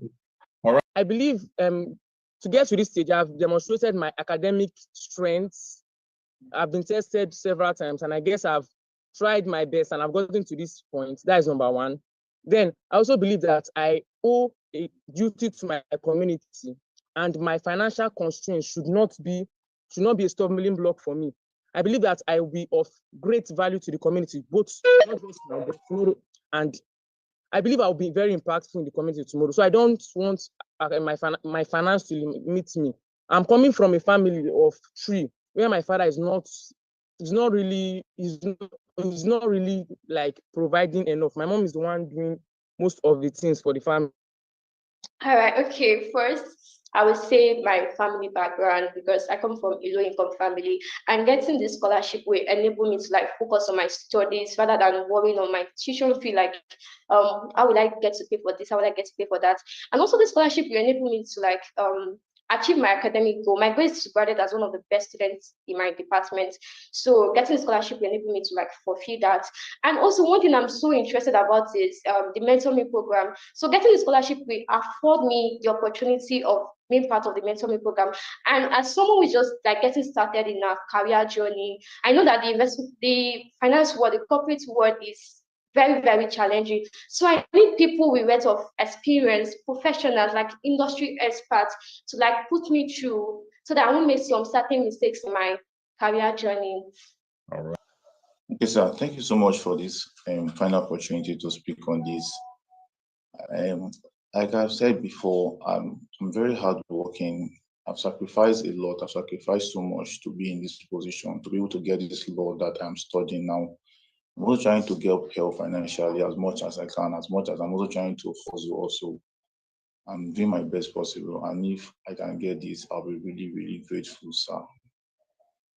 Based on the economic crisis that we are facing in Nigeria, and currently, my mom, she stays in the village and she doesn't have anything doing. I'm literally being trained by one of my siblings, and I believe studying medicine and surgery is a whole lot of burden to him, like as he had told me before. So because of the economic crisis that we're having in Nigeria and the financial constraints that I face, I believe I should be an eligible candidate for this scholarship. Also, this scholarship will help me to like reward my hard work, things that I've been doing since I was little, like to help me, propel me forward, to like have that confidence in myself, to do better in my academic pursuits. And also it will go a long way, enabling me to like scale through my academic pursuits without much burdens, like going to like think about how you can pay your school fees, think about how you can pay for your hostel accommodation, think about how you can get your textbooks and a whole lot of things that I should do in medical school. This scholarship will help mitigate or alleviate the burden that I face. Thank you. If the only person to keep this interview, okay. The reason why I said it should be me is because I think I don't really know what to say to this question, but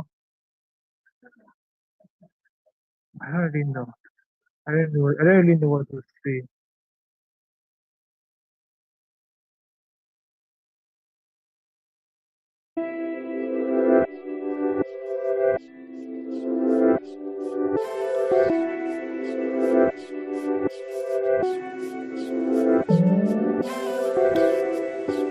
She then asked me, "Were you born in this country?" And I was immediately offended.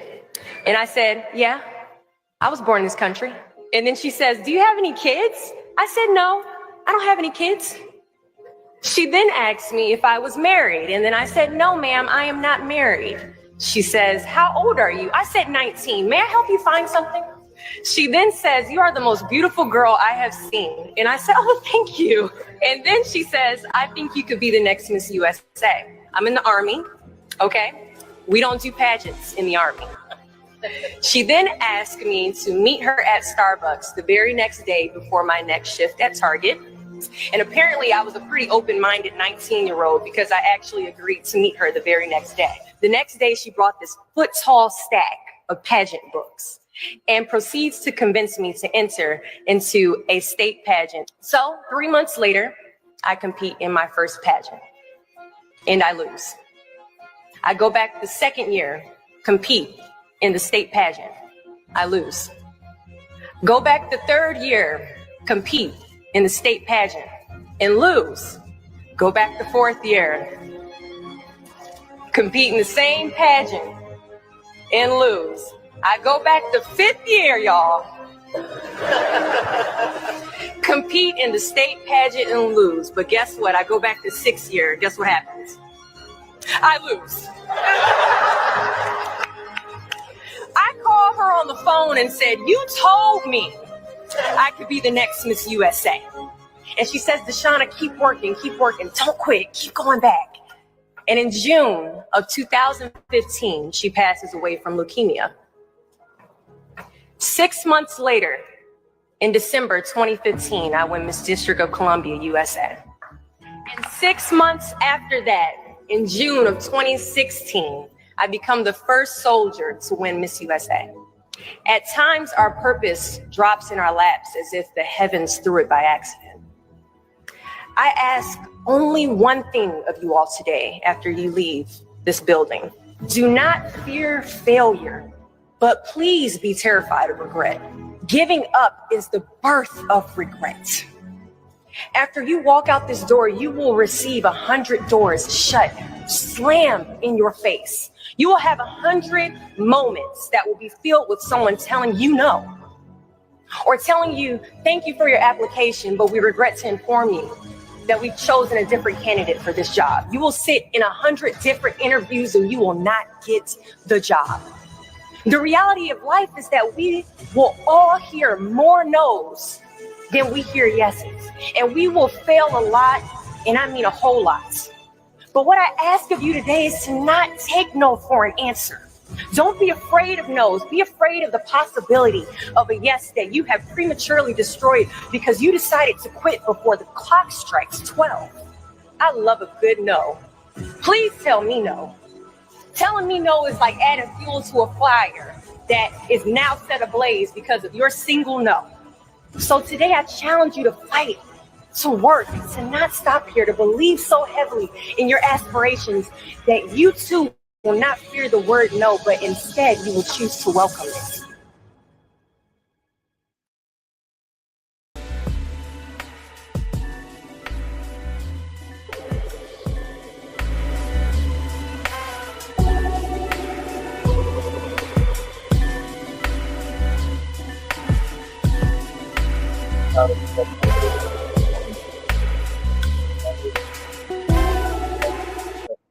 That is such an interesting rendition by Dashana Barber.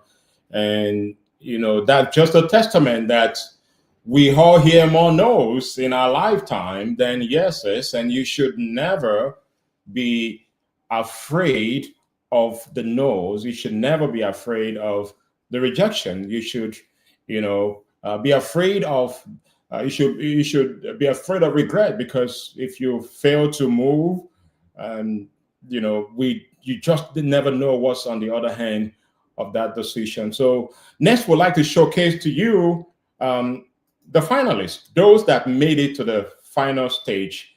As you all know, that we have 5 different stages. Actually, 4 of them are tested stage.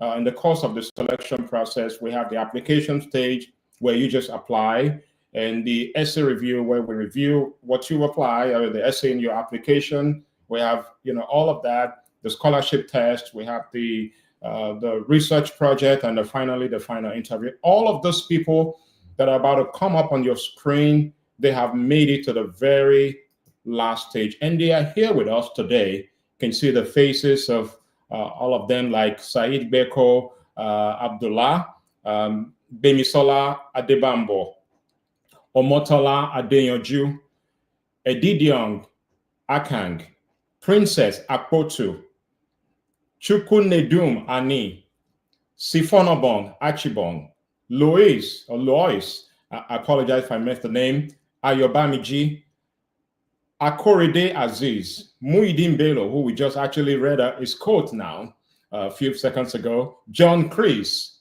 Mercy Durosaro, Chimobi Ejiofor, Abdul Muhiz Ibrahim, Testimony Igbinosa, Glory James, Arieri Ken Ehimo, Ife Chukwude Moloko, Precious Undukwe, Daniel Okoye, and few more to go.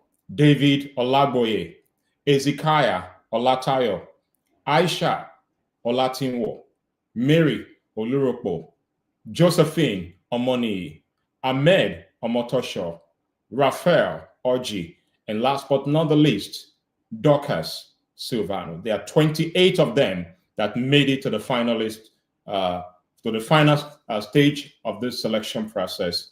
And I want to really appreciate each and every one of them, because they have come this far by really working so hard.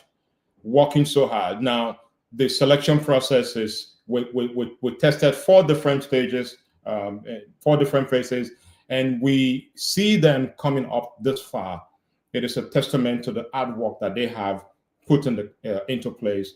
So we really want to appreciate them. Not all of them will go home winning the scholarship today. I like to let that cat straight out of the bag. But we just watched a video that showed us do not be afraid of failure. And we don't call them failure. They have not failed.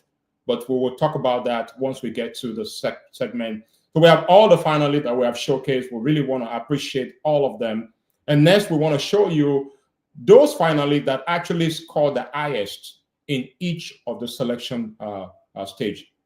So we're showcasing them. So we're calling them the best finalists. And just so you all know that for each of the people that are about to come up on your screen as the best finalists, there is a 50,000 Naira cash award attached to that. Now, that 50,000 Naira is not just going to be given to them straight into their bank account like we have done in previous years, but that 50,000 Naira will be earmarked toward their educational expense. So they can reach out to us with any educational expense. Of course, as we always do, we always, we always pay the school directly. I think Philip mentioned that earlier. We pay the school directly. So they will have this 50,000 Naira.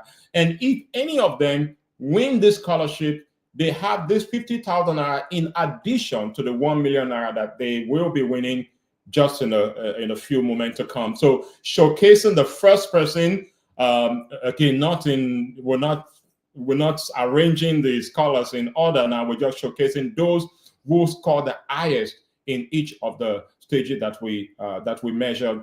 The first one is the essay review. Ezekiah Olatayo scored the highest, and he scored 78.5 in that essay review. He is going on with 50,000 Naira cash award, which is earmarked towards his educational expense. Ezekiah Olatayo, congratulations on winning the best student in the essay review stage. So we really want to appreciate Ezekiah for sending in that essay. Of course, we would love for the essay score, the final essay score, to be much higher than this. But again, this is what we have. It's called the highest.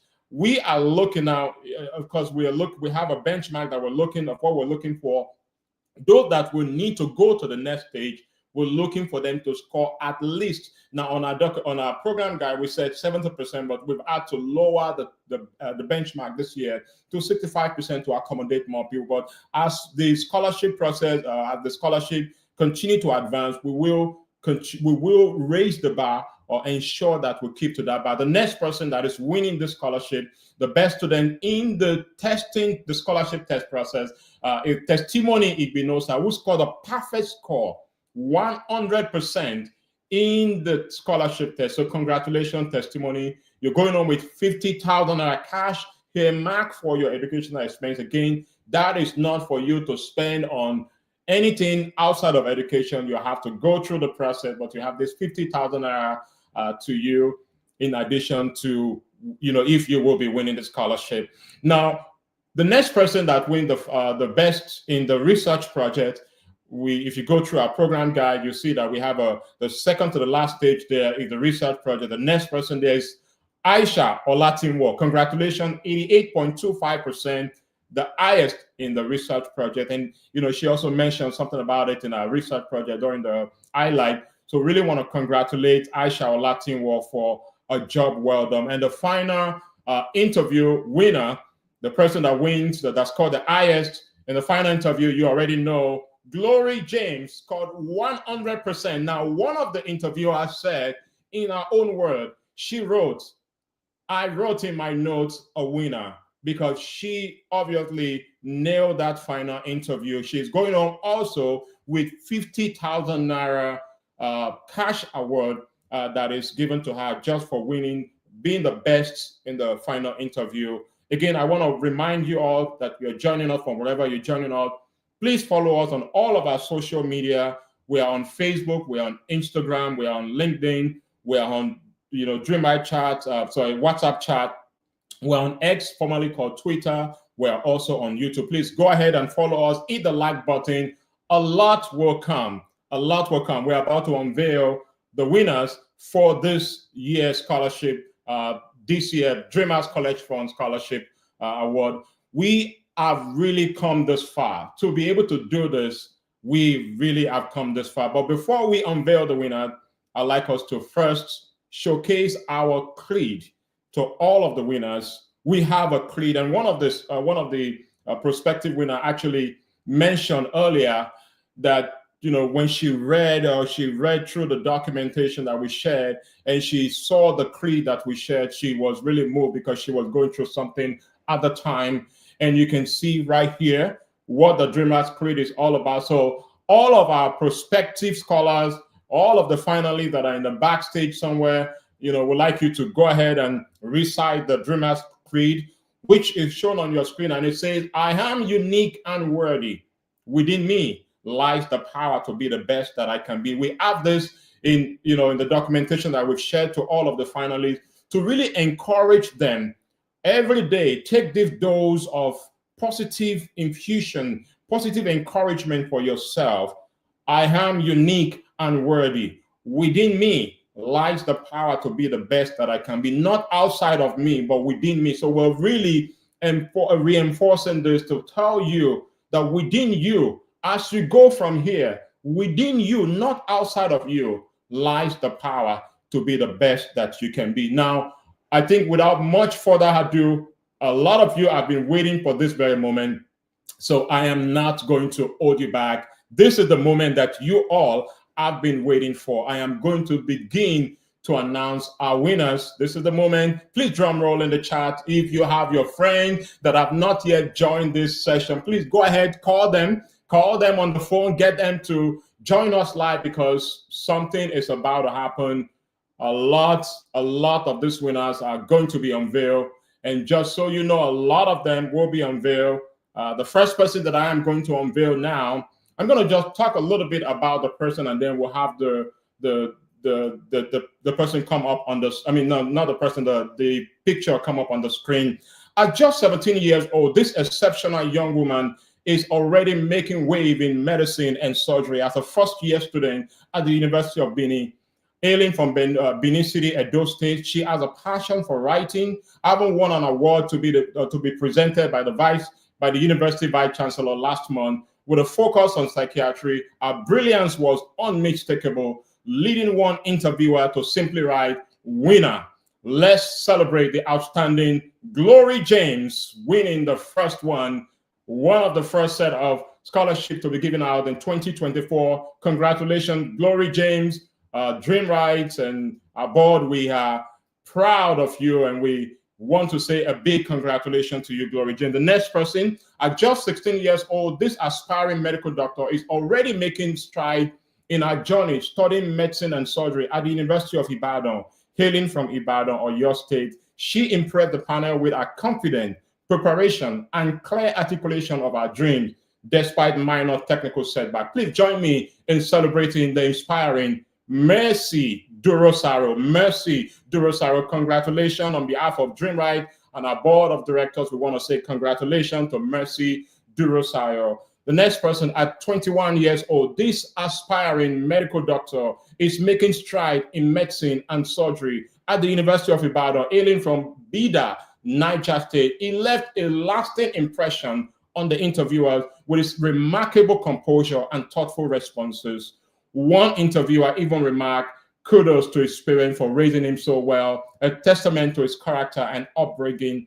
Let us celebrate the poised and promising Daniel Okoye. Congratulations, Daniel, on behalf of Dream Rite and our board of directors. We want to say congratulations.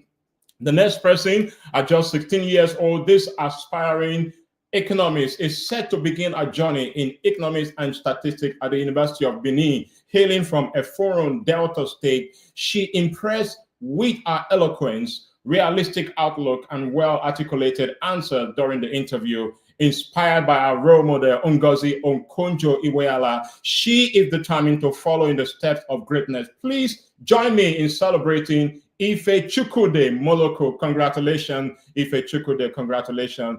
I'll pause right there. We have a lot more to go, a lot more people coming up on stage. I will let the next announcer come up. Thank you very much.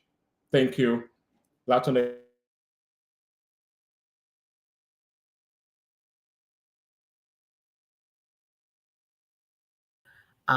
winners. So I'm going to start with the first one that I've been very excited to announce. So at just 22 years old, this aspiring medical doctor is charting a course in medicine and surgery at the University of Obafemi Awolowo University, Ile-Ife.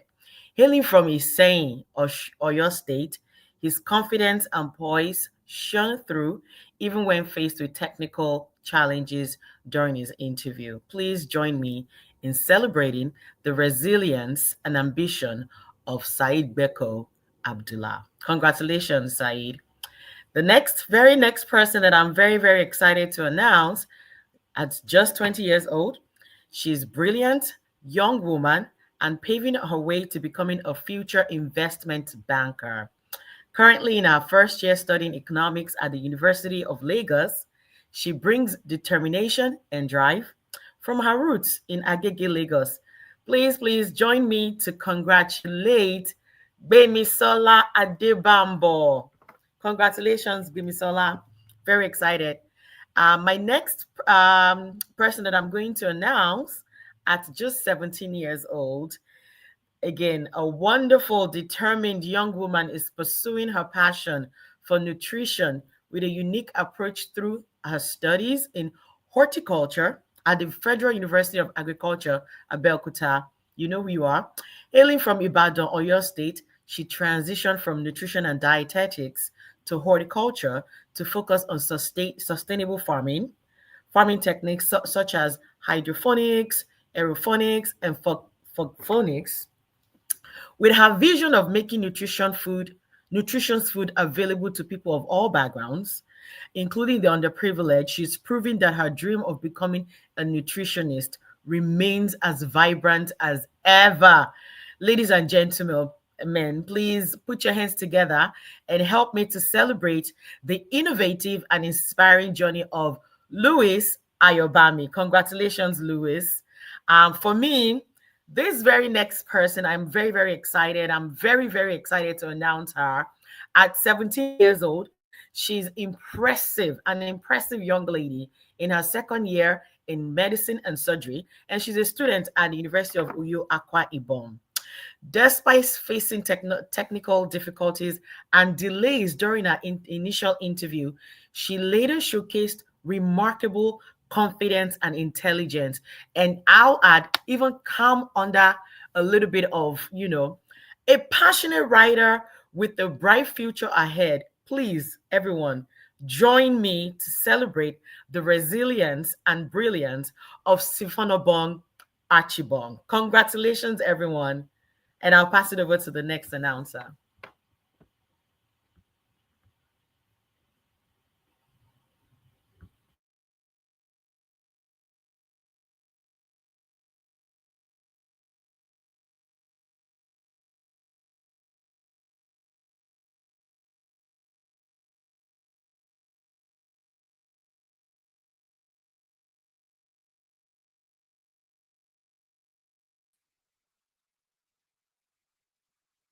All right, thank you so much. While still working on the technicality, congratulations to all the winners that's been announced before me, and I think everyone is also a winner here today.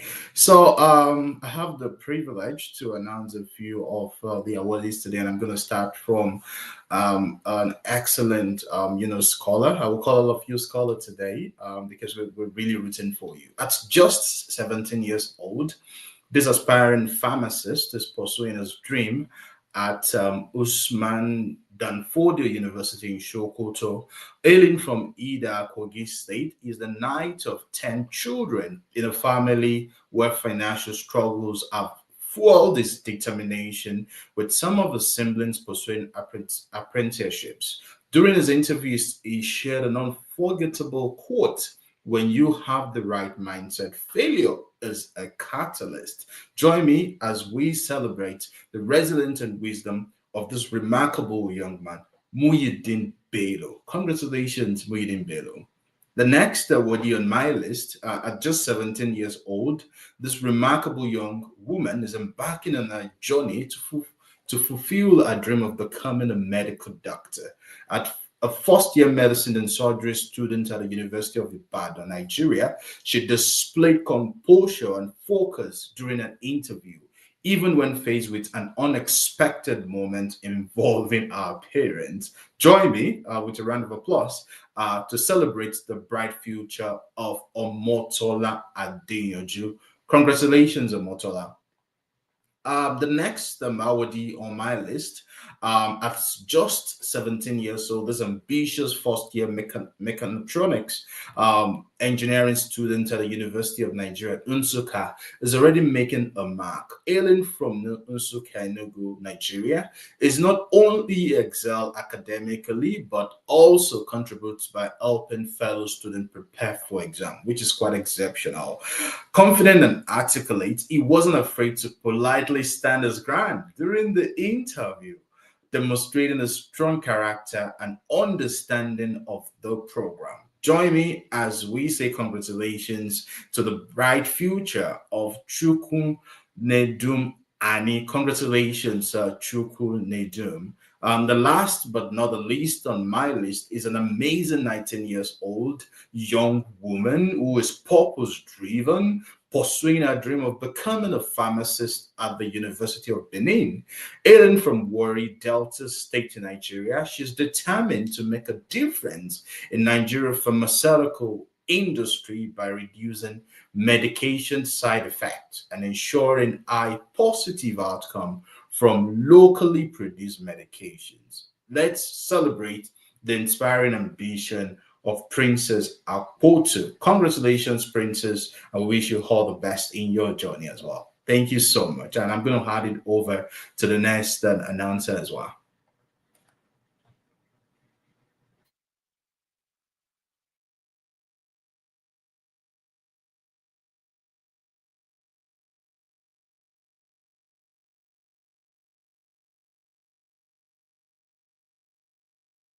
Let's bring her up on the screen to announce the next set of winners for us.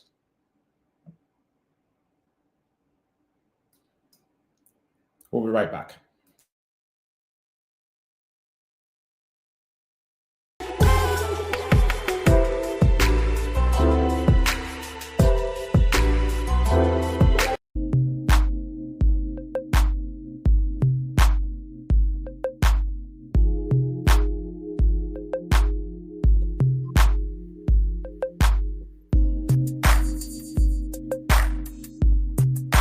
All right, let's.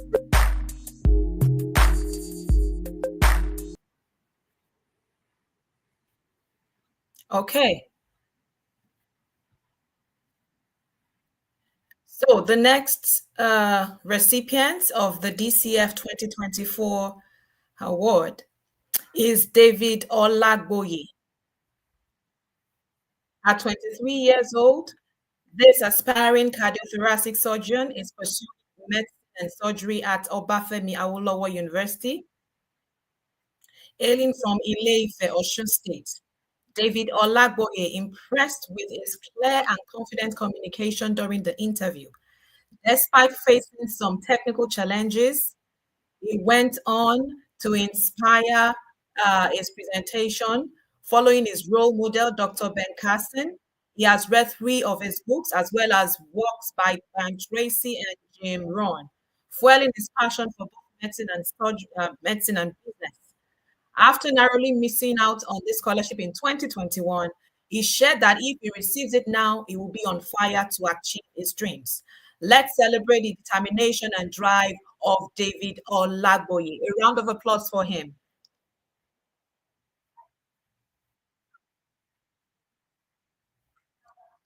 Next is Edidiong Akang. At 18 years old, this poised and articulate young woman is on the path to achieving her dream of becoming a medical doctor.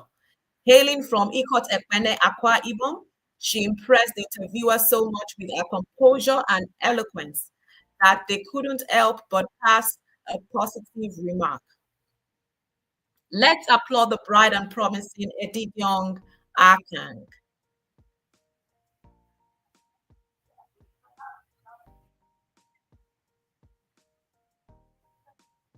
Congratulations, Edidiong.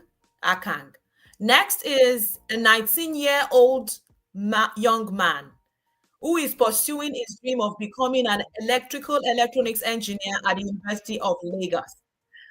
Talking about Akorede Aziz, he hails from Tigo Ilu, Iyana Logo, Ogun State. He found himself on the brink of missing out due to his initial research grade falling short by 0.17%. However, through the program's intervention for a second level review, his score was adjusted, allowing him to reach this stage. Truly, grace found him, I can say. And we are proud to celebrate the resilience and potential of this promising young scholar.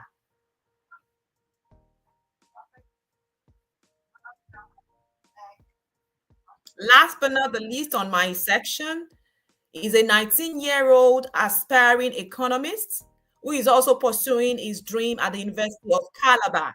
I'm talking about John Chris. He's hailing from Sabontasha, Kaduna State. What he did during his interview was that he captivated interviewers with his insightful perspective on the pressing issue of excessive importation in Nigeria. His thoughtful analysis and passion for economic growth highlights his potential to make a lasting impact. Please join me in celebrating John Chris.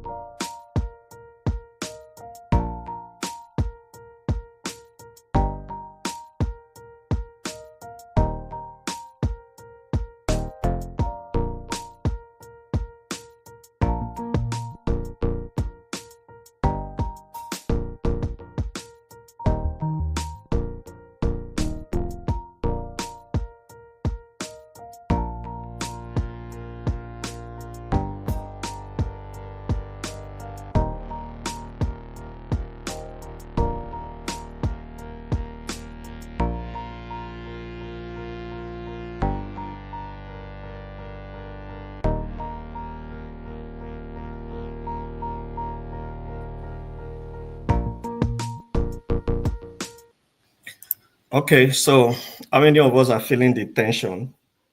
Like the figures, the numbers already, the positions are already taking place, and we're having just few numbers left, and I'm just feeling the tension. I don't know how many of us are feeling it like I'm feeling it. All right. I'll be calling up the next set of 4 that have won this scholarship this year.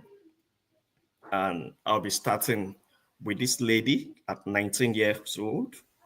This aspiring neurosurgeon is passionately pursuing medicine and surgery at Osun State University, hailing from Ile-Ife, Osun State. She impressed the panel with her clarity, confidence, and deep knowledge of her field of study.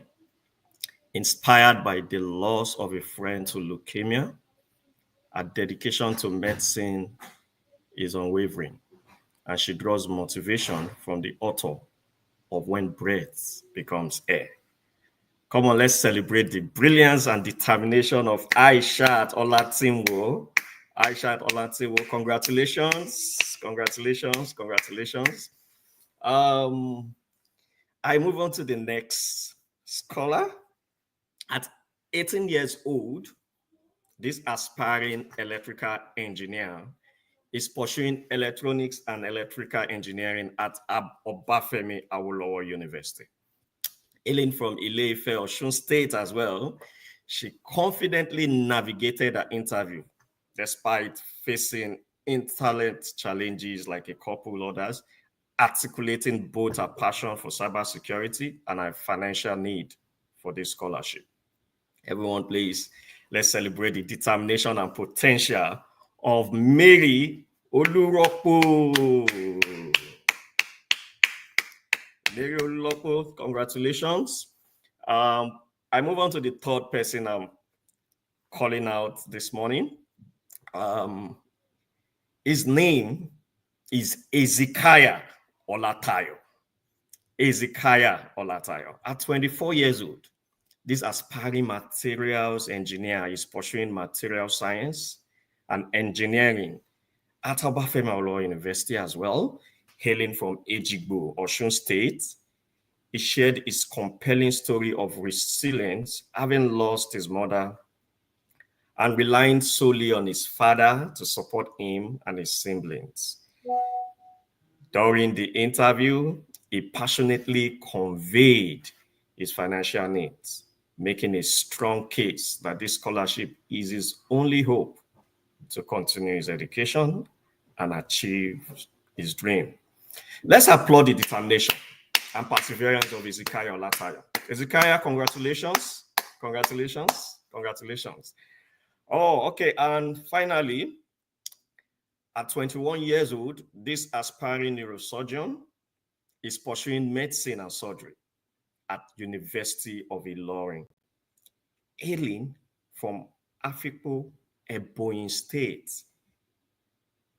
He has shown incredible strength and resilience, continuing to push forward despite the recent loss of his father last month, with a passion for neurosurgery and a determination to honor his dreams. Everyone, please, let's celebrate the inspiring journey of Raphael Hodgie. Raphael, congratulations. I wish you all the best. And I just hand it over to the next person. Thank you.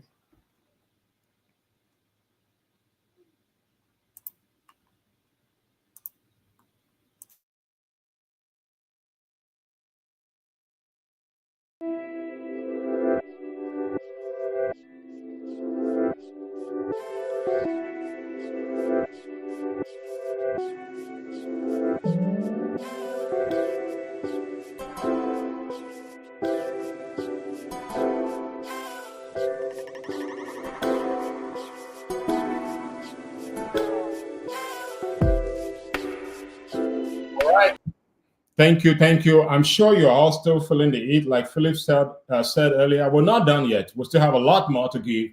And I think it's the right time. I could just go ahead and let the bag out of the cart. We are giving 25 scholarships today. That's a total of 25 million naira. So we've awarded several of them, and we still have a lot more to go. So hang tight now. Next one on my list, at 18 years old, this aspiring medical doctor diligently pursuing medicine and surgery at the Federal University of Health Sciences, hailing from Sabon Tasha, Kaduna State. She presented herself well during the interview, answering all questions with poise while expressing her financial need for this scholarship. With a passion for writing and a commitment to excellence, let's celebrate the bright future of Josephine Omoni. Congratulations, Josephine Omoni, congratulations. Next on my list, at just 17 years old, this aspiring medical doctor is charting her path in medicine and surgery at the University of Jos. Hailing from Gwagwalada, FCT, to the Federal Capital Territory, she demonstrated maturity and accountability by taking full responsibility for missing our initial interview session and expressed heartfelt gratitude for the second chance. Let's celebrate the humility and determination of Dorcas Silvanus. Congratulations, Dorcas. Congratulations. You just won a DCF scholarship for 2024. We still have more to go. At just 23 years old, this aspiring medical doctor truly embodies the phrase, grace found him.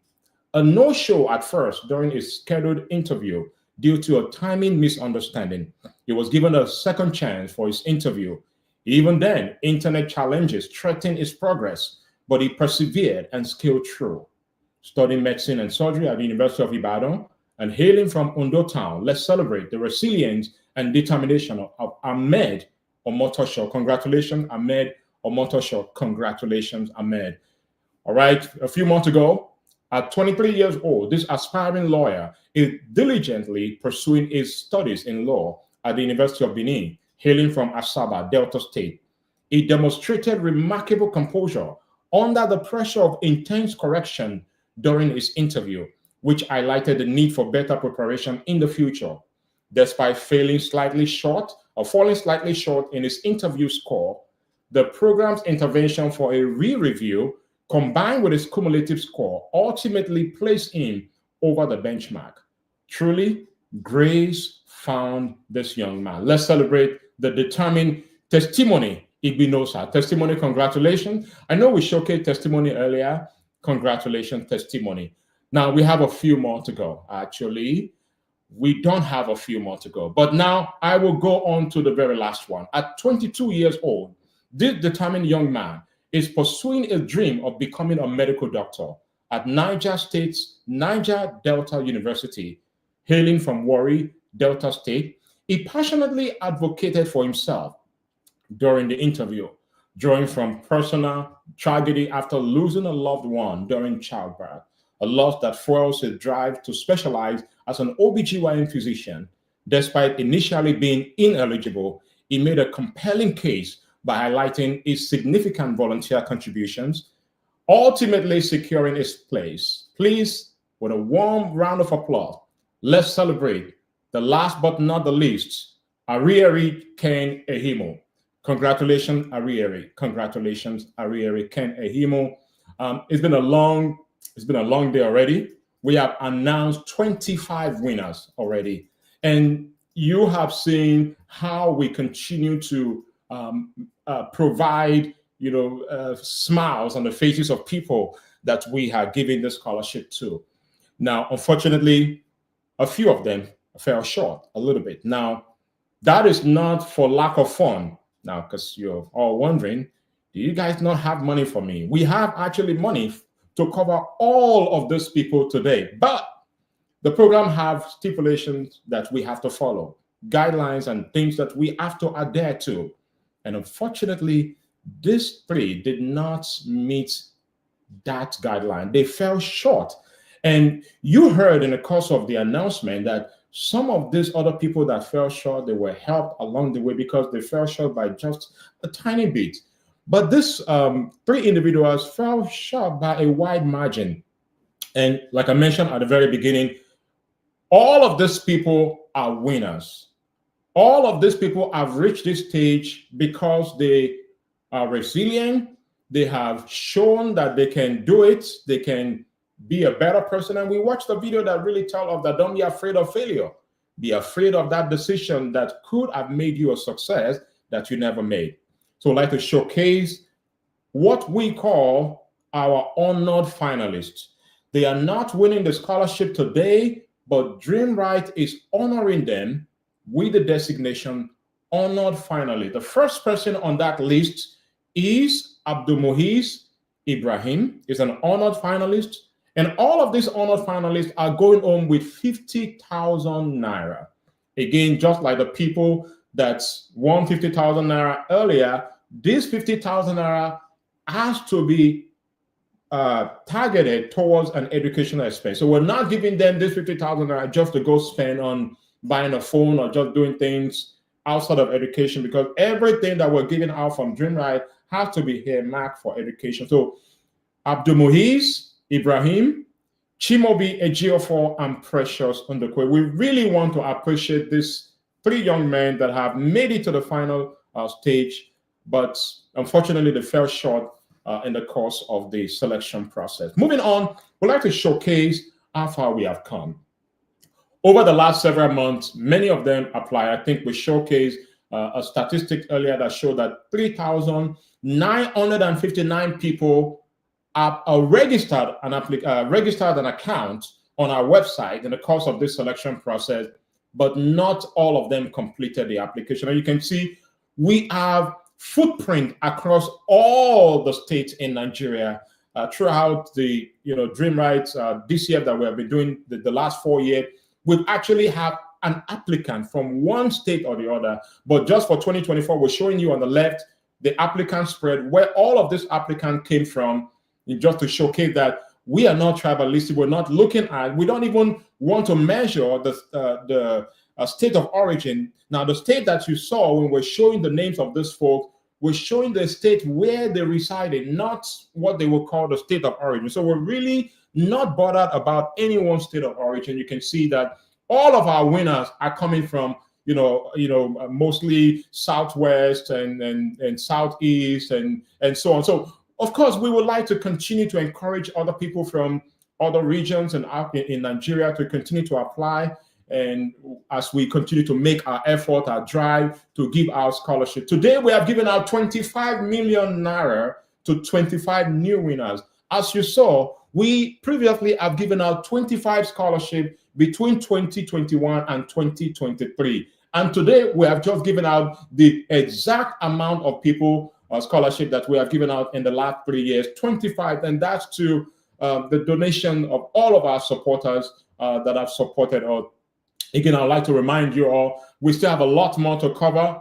Please stay tuned, a lot more to cover. There's still a lot more to go. Please stay tuned and please follow us on our social media, Dream Rite, on Facebook and on LinkedIn. Please follow us at Dream Rite. And then on our WhatsApp channel, just look for us there at Dream Rite. And then on Twitter, which is X now, on YouTube and on Instagram, please follow us, like us at dreamrite.org.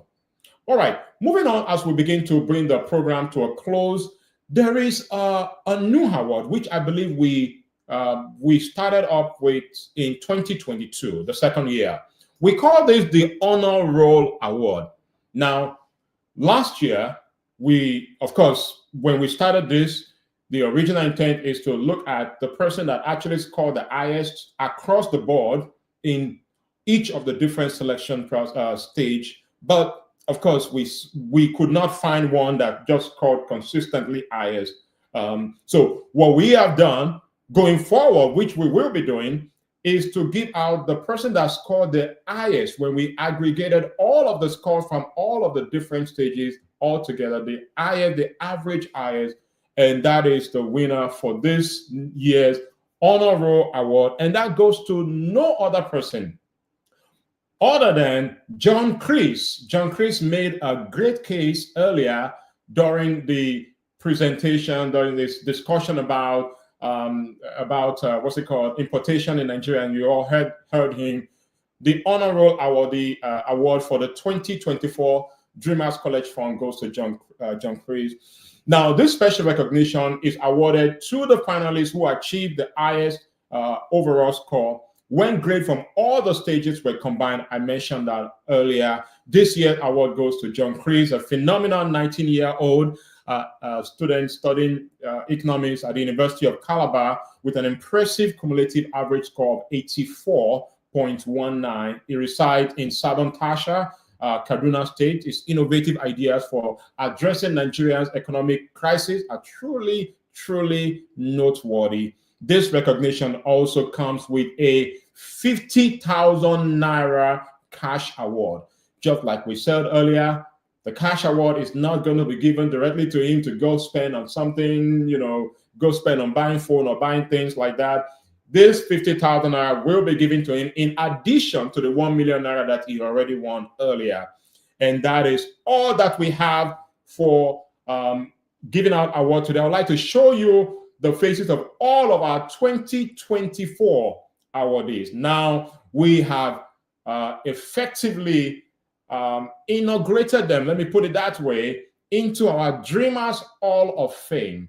Dreamers Hall of Fame for 2024, you're looking at their faces: Said Beko, Bemisola, Omotola, Edidion, Princess, Chukwunedum, Sifonobong, Louis, Akorede, Muideen, John, Mercy, Arieri, Testimony, Glory, Ife Chukwudi, Daniel, David, Ezekiah, Aisha, Mary, Josephine, Ahmed, Raphael, and last but not the least, Dorcas. 25 of them going home each with 1 million naira targeted or earmarked for their college education. I think majority, 95% of them are already in their first year of university. And we want to say a big congratulations to all of these winners.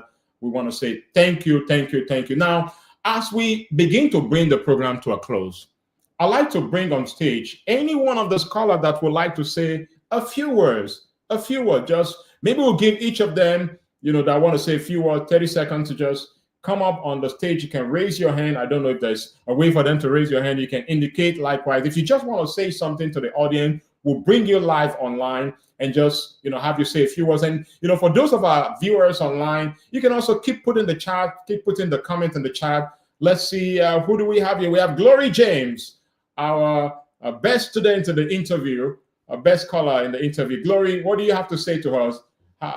Tell us what you're thinking. How are you feeling today? I see Edith Young as well. Glory, you have the floor. Just share a few words. We cannot hear you, Glory. I think our audio may not be live. We cannot hear Glory yet. Okay, we cannot hear Glory. Maybe we can bring, I think I see Sifonobong. We can bring Sifonobong live. We'd like to bring the program to a close in a few moments. We still have a few more announcements. All right. Okay, I see Edith Young. Yeah, let's bring Edith Young live. Edith Young, go ahead. Edith Young, you have the floor. I see your hand. Edith Young, for some reason, we cannot hear them. All right, Edith Young, can you say something now? Yes, go ahead, Edith Young. We can hear you.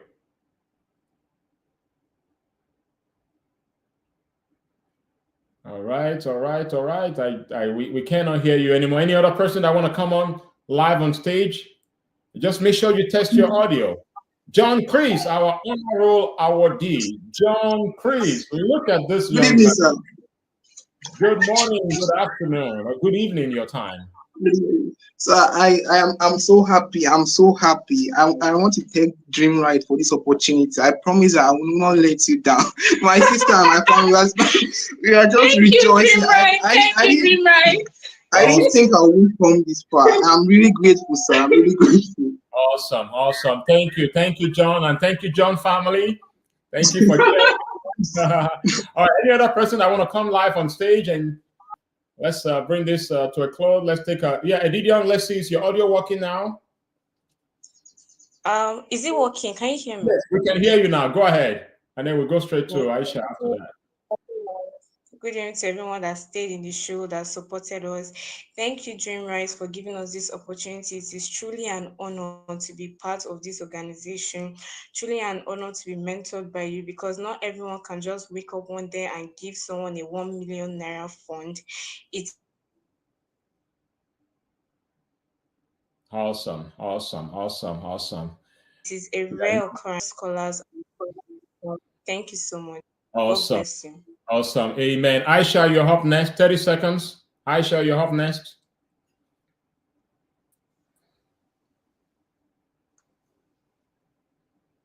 Aisha, you're up next. A lot of these people struggle with internet, even during the interview, and we still accommodated them. So please bear with them. Their audio is trying to come up. Aisha, can you hear us? Am I? Yes, we can I hear can you. hear you. Am I audible? Yes, go ahead. Thank you so much for this opportunity. I'm very grateful. Thank you so much, Dream Rite. Thank you so much, sir. I'll be sure to make the most of it and make everyone proud, because this is an investment, and I'm just so happy. Thank you so much. Absolutely. Glory James, you're up next. Can you check your audio now, Glory? We cannot hear Glory still. Let's bring Mercy Durosaro back on stage. You can turn on your audio, Mercy. Mercy Durosaro. Go ahead, Mercy. Can you say something? We cannot hear you. Your audio is still muted. Okay, we cannot hear you, Mercy. All right, any other person before we make the final announcement? All right, I don't see any other person. I guess. All right, Chukunedum Ani. Chukunedum, go ahead. Yes, I just want to say a very, very big thank you for this marvelous opportunity. I feel one step closer to my goals, and I actually feel a lot of hope that money can't limit someone who is actually disciplined and really resilient in achieving his goals. Thank you so much to Dream Rite and congratulations to fellow scholars. Congratulations. Arieri, you're up next. Arieri, you're up next. Okay, thank you, sir, for this opportunity that you have given me. I'm really grateful and I'm really happy knowing that I was not originally eligible for this scheme. But I'm grateful, and all I have to say is that as you've given me this chance, I'll make the most of it. I'll try my best to be the best in anything I do, to put in maximum effort. And even when I'm tired, I'll keep on pushing on. And I also want to use this opportunity to thank everyone of us that were awarded today. I know that we'll be happy right now. And I just want to say that we will not let you people down. We'll put in our best. Thank you, sir. Congratulations, Arieri. Thank you. Thank you. Saeed Beko, you're up next. 30 seconds. Let's keep this rolling quickly. Let the world hear you say something. So, Saeed Beko, can you unmute yourself and say something?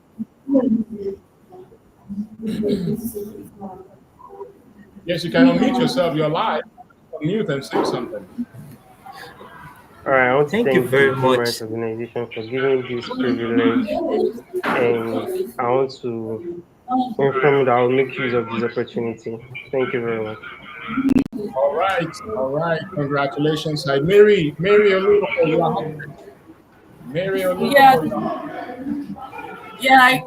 I can't show my joy. Like, I'm very excited. I'm so you're already excited showing to it. be.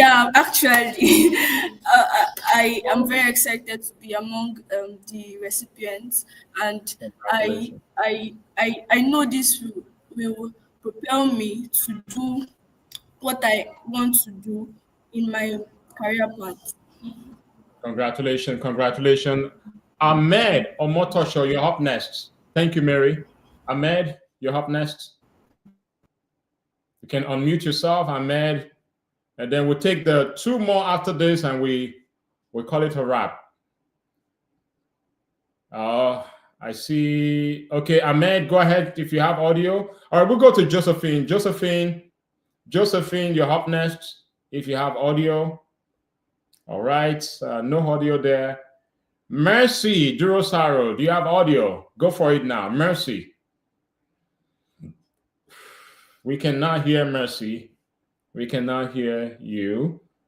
All right, final, last but not the least, Josephine.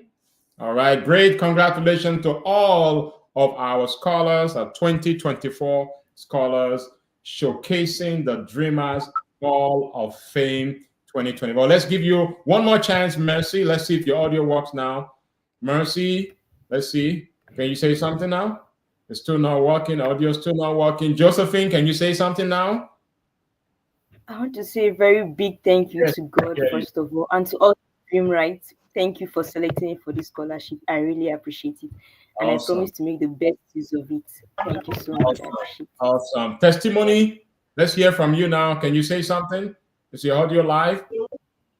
Testimony. Yes, sir. Please introduce yourself, Testimony. Introduce yourself. What is your name? My name is Testimony Osawana. Awesome. Go ahead, say a few words. I really want to appreciate Dream Rite for this wonderful opportunity. I really say it's a big privilege and honor to be chosen as one of the 2024. Thank you so much. Congratulations. All right, Glory, last but not the least. Glory, can you say something now? Yes, hello. Awesome. Can you hear me? Yes, we can hear you Can now. you hear me? We can hear you now. Okay, first of all, I just want to thank God because all I can say is that this is really just His grace. Everything is His grace. And I want to thank Dreamers College Fund for this opportunity. I'm really honored to be a scholar. I'm honored to be a part of an organization that demonstrates such excellence. And I really hope to learn so much. Thank you. Thank you for this. Congratulations. I see Omotola on the screen. Let's take Omotola Yeah, finally now. Go ahead, Omotala, and we can call it a wrap. Omotala, go ahead, unmute yourself. I think Omotala dad showed up for the interview. Interestingly, that was an interesting moment in the course of the interview when we saw our dad showed up, and of course we had to let him, go out of the interview. So it was Good an evening, interesting sir. moment, I'd right? like to say a very big thank you for this opportunity. I'm so happy. Yes, sir. Congratulations. Congratulations. I'm so Congratulations. grateful.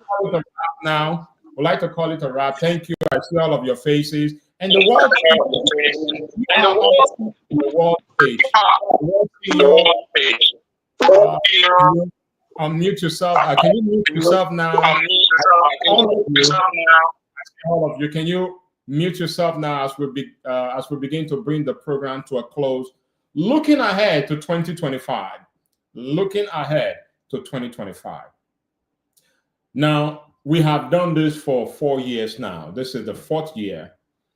And you're thinking, well, we gave out 3 in the first year, 8 in the second year, 14 in the third year, and 25 in this 4th year. What next? So next year, 2025, Dream Rite will be 10 years old. And we look forward to bigger and better. And next year, I want you all to look forward to a major announcement as we look to expand Dream Rite beyond the shores of Nigeria. The vision of Dream Rite is really for Africa. And I'm announcing to you on this platform that by the time we're having this ceremony in 2025, we will be announcing the country that we're going up next, which is going to be somewhere in Africa, because Dream Rite is a vision for Africa. So from 2025, during our 10th anniversary ceremony, we will be announcing that country. Are we going to be going south? Are we going to be going north? Are we going to be remaining in the west? Or are we going to go to the east? I will let you keep thinking through that as we look forward to 2025. In 2025, the structure of our selection process will also change. Most significantly in the research project, as you saw, some of them actually, when we ask them to engage themselves in critical thinking, they actually use a lot of AI. Now, we're not necessarily against the use of AI, but we are against you using AI to just dump, grab what AI gives you and you just dump in it. So we're going to be changing that structure in 2025. So you're going to be sitting through the research project. We're not going to call it a research project. It's going to be a critical thinking stage where you just sit through a video or recorded session. You just dump the idea that you have, and we're great to it. More information on that, of course, as we go forward. The program or the selection process will be more stringent because now we're live. Now we're across the shores of Nigeria. We have a lot more people applying for the scholarship now, and we have to continue to raise the bar. We really want to thank each and every one of you. If you have not yet liked our social media pages or followed us, this is the moment that you have been waiting for. Go ahead and like, subscribe, hit that subscribe button, hit that like, because we're going to be dishing out a whole lot. We've mentioned so many things about the Mentor Me program, which will be coming up. We have quarterly drill, we have quarterly session with the mentor, each mentor meeting with their mentee. We have messaging plan. We have a lot of things planned for these young scholars, and we really, really want to appreciate each and every one of you for joining us today in this year's 2024 Dreamers College Fund Scholarship. I want to say thank you. Special thank you to my wife, who is backstage, who we try to bring to come to the live to announce, but she has been so busy coordinating everything backstage. Please, audience, just say thank you to Adeola. Thank you, Adeola, for working so hard. Everything you're looking at on the screen right now, she's the one working through it to make sure that we have everything as I'm saying it. She's putting everything on the screen. She is the engineer behind all of this. You see the name, you see a comment coming up on the screen. You see all of the beautiful slides. She's the engineer behind it. So we really, really want to say thank you, honey. Thank you very much. I see someone putting Ghana in the chat. All right, let's do this. If you want, just put on the chat, which country should we go next? Somebody put in the chat, just tell us which country in Africa should Dream Rite go next. Dream Rite is planning to announce the next country that we're going to be going to next year, 2025. Somebody put in the chat, should we go to South? Should we go to East Africa? Should we go to North Africa? Should we keep in West Africa? Tell us, put in the chat. Tell us. We're going to actually run a poll sometime next year. We want this to be an informed decision. Go ahead, put in the chat. Someone is putting Ghana. I keep saying Ghana. Is somebody going to put another country? Ghana is in a West African country. It's a West African country. Is someone going to put another one? Which country in Africa should we go next? Which country in Africa should Dream Rite go next? While we're answering that, I want to again remind you, look what you're looking on your screen right now, application spread, where all of the applicants came from. They came from almost all states in Nigeria. And of course, the winners also, we're showing you where they are, where they're actually coming from. A lot of states, just a few states that don't have representation. You can see someone is mentioning South Africa. Someone is saying Ivory Coast. Someone is saying, East Africa, Togo. I see, actually, Togo is in West Africa. I see Ivory Coast. I see so many other countries. Please continue to engage us. Continue to send us that message. Again, we are going to share a poll sometime next year where we really want to hear from you which country we should go next. I'd like to bring this program to a close. On behalf of Dream Rite and our board of directors, we want to say thank you. Thank you to all the team, all the people behind the scene. Thank you to all the people that have given of their time, of their money. Because without people donating to Dream Rite, we will not be able to give out 25 million. Today, we have been able to give out 25 million because we received donation from people from all around the world.